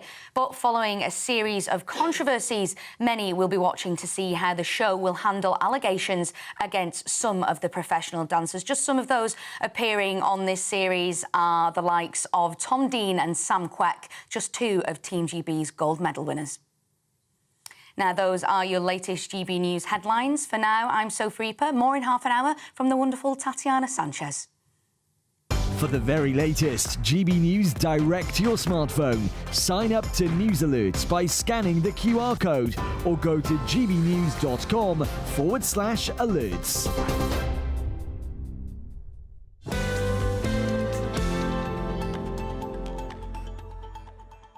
Thank you very much, Sophie. Now, there's plenty more coming up on this show today, but before I tell you what we've got lined up, Nana are queer, and I'm a man that believes everyone needs their Nana. She's joined me in the studio. Nana, what have you got coming up? Well, yeah, everyone needs their Nana, and they want their Nanas to be nice and warm. Yeah. I'm absolutely furious, actually, with this government, and I'm furious with Rachel Reeves. The amount of money that she's claiming in expenses, just like a lot of them, they are continuing to claim their fuel expenses, their winter allowances.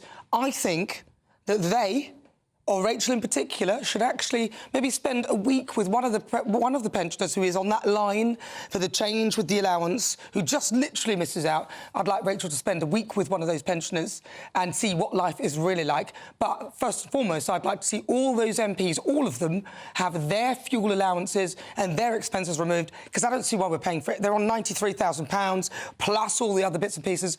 So we will be talking about that. We will be covering this, and I will be focusing on it quite heavily. Also, rogue landlord Jazz Athwell. Oh, it's all gone very quiet. Labour bringing out their renters' rights bill, and there's nothing from them. So we're not going to let that go either, because it's not acceptable for him to bring out a licensing scheme that he himself does not adhere to and get away with it. So we're going to focus on those people who think they're getting away with stuff. You can see I'm really angry today, Darren. It's going to be fun. It's going to be fiery. Oh, yeah. Nana's got a bee in her bonnet. Hell hath no fury. Thank you very much, Nana. I look forward to it. Now, remember, you can let me know your thoughts on all the stories we've been discussing today by visiting gbnews.com/yoursay and join the conversation there. I'm Darren Grimes, and you're with GB News, we're Britain's news channel. Hello, good morning and welcome to your GB News weather update brought to you by the Met Office. Well, there's a bit of a split in the weather for Saturday, unsettled in the north, but elsewhere lots of fine and dry weather around, and it is going to be feeling warm where you catch the sunshine too. And the reason for this split in the weather is that we've got high pressure dominating the south but low pressure in the north. And notice the squeeze in the isobars, which means some blustery conditions too. So in northern areas, Northern Ireland, western parts of Scotland, we've got this band of rain slowly edging its way eastwards with very blustery winds behind it, and likely to see some heavier downpours on that band of rain too. But elsewhere, lots of fine, dry weather around, plenty of sunny spells, and as I say, feeling warm where you do catch the sunshine, particularly in the south and southeast. Now, as we head into the evening, we are going to continue to see that band of rain slowly move its way southeastwards across the country. So fairly cloudy with some damp weather around for Scotland. And as I say, those blustery winds continuing, particularly in the northwest where there is a risk of some coastal gales. Some cloudier conditions moving into the Scottish borders, but elsewhere, just before the sun goes down, plenty of late evening sunshine to end the day. But as soon as that sun goes down, it is going to be feeling chilly, particularly across the south, where we could see some spots of grass frost overnight. That band of rain is going to edge into northern areas, so cloudy and damp here, and eventually the winds are going to ease in the northwest, but plenty of blustery showers by the time we reach Sunday morning. So chilly in the south, as I say, there is a chance we could see some grass frost in rural spots, but generally milder to the north of that main band of rain. So for the second half of the weekend, we've essentially got three areas of weather. We've got plenty of sunny spells and showers moving their way into Scotland. These could be heavy with some hail and thunder at times. We've got a band of rain across the north, and in the south, still plenty of fine and dry weather, though likely a bit more cloud around compared to today.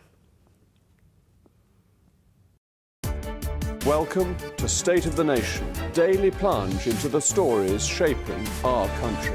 I'm Jacob Rees-Mogg, and Monday to Thursday we bring you the insights, the facts, the truth about how our country is being governed. Because what happens in Downing Street matters down your street. Tune in to State of the Nation every Monday to Thursday, 8 to 9 o'clock.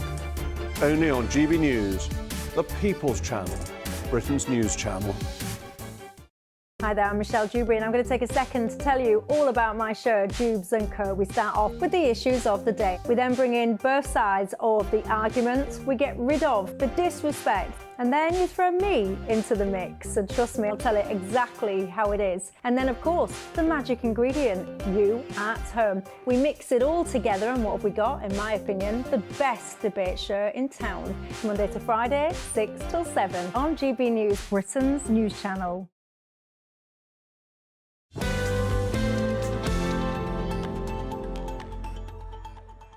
Welcome back to the weekend with me, Darren Grimes. Now, lots of you have been sending in your thoughts on the trail hunt, which we're going to get onto right now.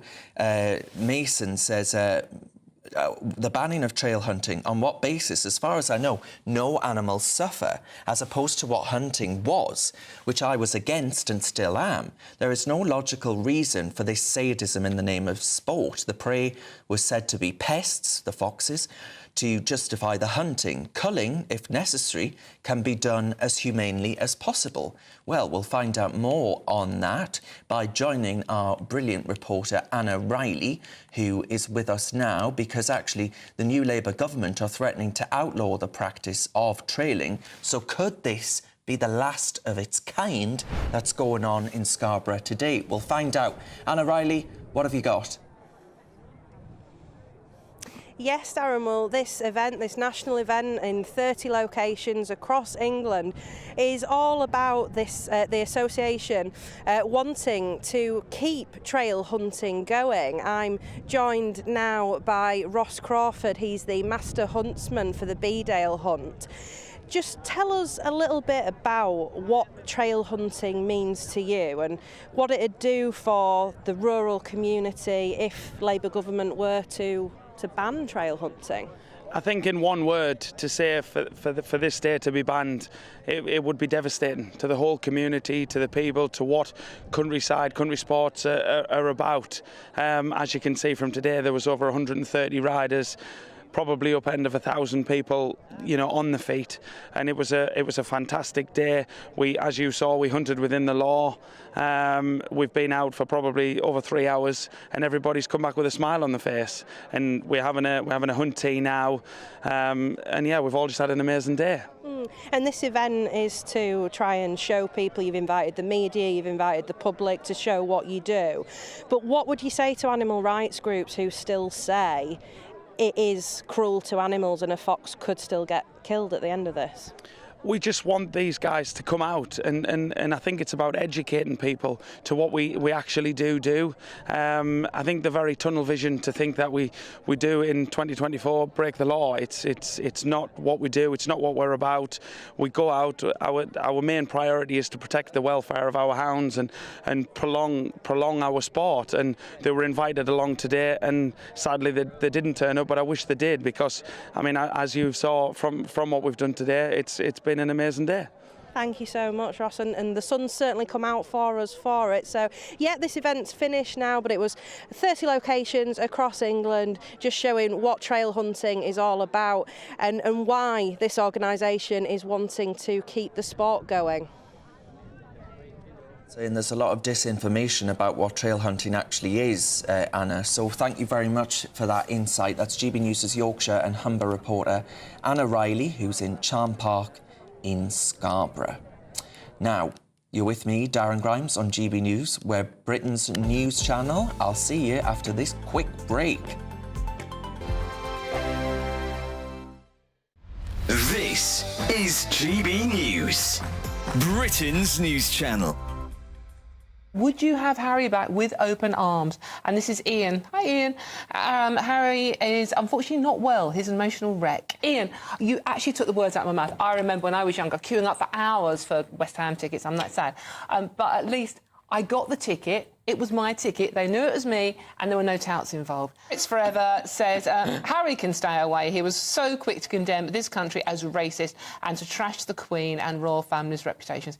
He should be banished and his titles removed. He has not earned the right to call himself anything with a royal title. Ooh, passionate. Since moving to the US with Meghan, the American dream has had a number of issues for him, I think it's fair to say. But if Harry was to return, would he be welcome? And could he make it up with William? Look, if Oasis, sorry I said the O word, have done it, can William and Harry? Well, I think it's going to present a lot of challenges. I mean, we've got to be clear here. When it comes to reconciliation, if it's possible, obviously, to mend the rift with William, clearly that is to be welcomed. But as for Harry returning, what precisely would that mean? What precisely would Harry want? Because if it is in any sense a return to royal duties, you really got to be very, very careful with what you're dealing with. As far as the royal family are concerned, for goodness sake, reconciliation, yes, but actual work as a senior working royal is not, in my opinion. So I always think it's quite funny listening to serious people talk seriously about the royals, because it's not that serious, a lot of it. But actually, I think where I'm fascinated by them is that we can sort of see a bit of ourselves as a society and as individuals. GB News, the People's Channel.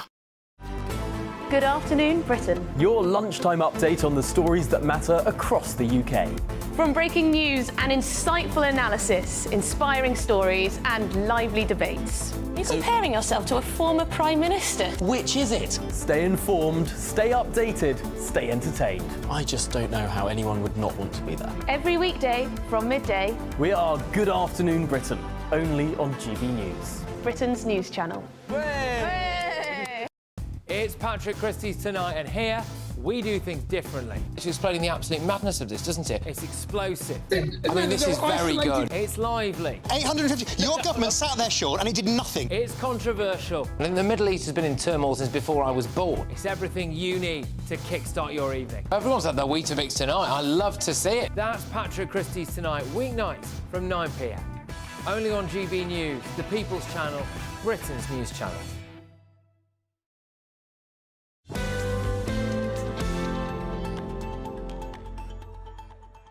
Welcome back to the weekend with me, Darren Grimes. Now, lots of you have been getting in touch with us via Your Say, sending in your thoughts. One of our viewers says, why don't you have any Scottish panel members? Well, we had Tony Maguire, who is Scottish, and he was in Scotland. So, you know, it might have been an English panel, but there were some diverging views on the panel nonetheless. And then lots of you getting in touch to say you agreed with what Nana Akua said a moment ago, where actually, you know, Rachel Reeves has said herself expensed, what was it, 4,000 quid for her energy bills in her second home in London. And the Labour Party itself, over the last £400,000 overall in expenses for energy bills, whilst they take it away from pensioners. So the question that many are asking is, well, if the pensioners have to go without, shouldn't Labour Party politicians have to go without as well? It's a fair question. Let me know your thoughts on all of the stories we've been discussing by visiting gbnews.com/yoursay. Join that conversation there. Now, it's time for our weekly dose of showbiz news, and I'm delighted to have showbiz reporter Stephanie Tecchi with me right now. Stephanie, can we do Justin Timberlake first? Because I think we've got a fair bit to cover when it comes to the BBC. Justin Timberlake, DUI, that's reduced sentence. Yes, he did. Very bizarre statement. Very bizarre statement. So, just in case our viewers don't know, back in June he was charged for driving under the influence because when he was stopped by police, he had driven past a stop sign and he was swerving in between lanes. Yesterday was his day in court. He now appeared for a lesser charge because he pleaded guilty. So they gave him the charge of driving while impaired, which he was found guilty for. He's now received a fine of £500 and also 25 hours community service. But what was cringy about it all is that when he came out of court, he done a speech for his fans to say, if you've had one drink and you're feeling really drunk, just call an Uber or call a friend. And for me, I was like, well, Justin, why didn't you take your own advice? But clearly he has been taught a lesson about this, and he's been made an example of, and it's all about PR reputation now and damage control, and for him to try and make it seem like he's rectifying the wrong that he's done. But I'm sorry, like, £500 in 25 hours... Yeah, it's nothing to someone like Justin Timberlake. So I guess it's for him now to clean up his image and make him appear responsible. Yeah, and this sort of thing happens quite a lot with celebrities, especially in the States, or even over here, getting caught with these things. And the slap on the wrist seems to be a lot more minor than it would be for anyone else. To be honest, Darren, I sometimes see it as quite pathetic, because if it is someone, a member of the public, they get treated harshly by the police, you know, especially when it's a drink driving offence. You've got the potential to take someone's life on the road. So when it's someone like a celebrity like Justin Timberlake, you expect them actually to be a bit more harsher. £500 is probably what he makes in 2 minutes. And that's statement, I mean, Captain Obvious much, right? I know. Anyway, the Strictly Come Dancing is back on the BBC, but now there have been obviously a host of controversies surrounding really a quagmire of controversy. And now it's meant that the BBC have said, well, because of accusations of the professional dancers being involved in bullying and all the rest of it, that actually they need a chaperone. And is that chaperone, Steph, for each of the participants in the Strictly Come Dancing? And we've got 15 new contestants, so guess how much this is costing the taxpayer? £250,000 for this series alone, because of the mistakes, well, the alleged mistakes that's happened in the past due to bullying and misconduct. So this is very much going to be a highly policed Strictly Come Dancing series. This is their 20th anniversary. It doesn't sound like it's going to be very fun, Steph, because they're sucking the... You know, the joy out of it. The joy of it. Very controlled. The dancers, you know, dancing is one of those fields where you want to be able to express yourself, especially with a partner. But now the contestants are going to have a chaperone who's going to be there all the time when they're training to see, ooh, was that touch out of place? Was he a bit abusive there? Was he a bit wrong? So I think that takes the fun out of Strictly Come Dancing. And I think when our viewers see it, what the BBC now have is a task on their hands to win the trust of the viewers and also actually win the trust of the contestants as well. Well, they're not going to win our viewers because they'll be watching the Saturday Night. Yeah, they will. But, Steph, on the point of the BBC itself, do you think if you were to put your Mystic Meg act on, do you reckon actually Strictly, do you think its future is in peril? Well, I feel like the show will try and go on, but I can imagine after this 20th series, they might say, let's take a break, because you need that separation between all the controversy that's happened and to kind of create a fresh slate. So it all depends how this season goes. There could be some negative headlines, which I think will come out in this season. So I think, you know, for the BBC, they may need a refresher and to take a break. And we are still waiting for the results of what's happened between Giovanni Panice and Amanda Abington. And I have a feeling that will come up dead in the middle of the series. So whatever happens here could be pretty telling of what the future will be for Strictly Come Dancing. And the BBC wouldn't just sit on that until it's over, you think? If they do, then that would be a big PR sham, and then it will come out in the papers eventually. Yeah, so they're going to have to. They'll be forced They will have to, because it's gone on so long. We were expecting, actually, to hear about this maybe a month ago.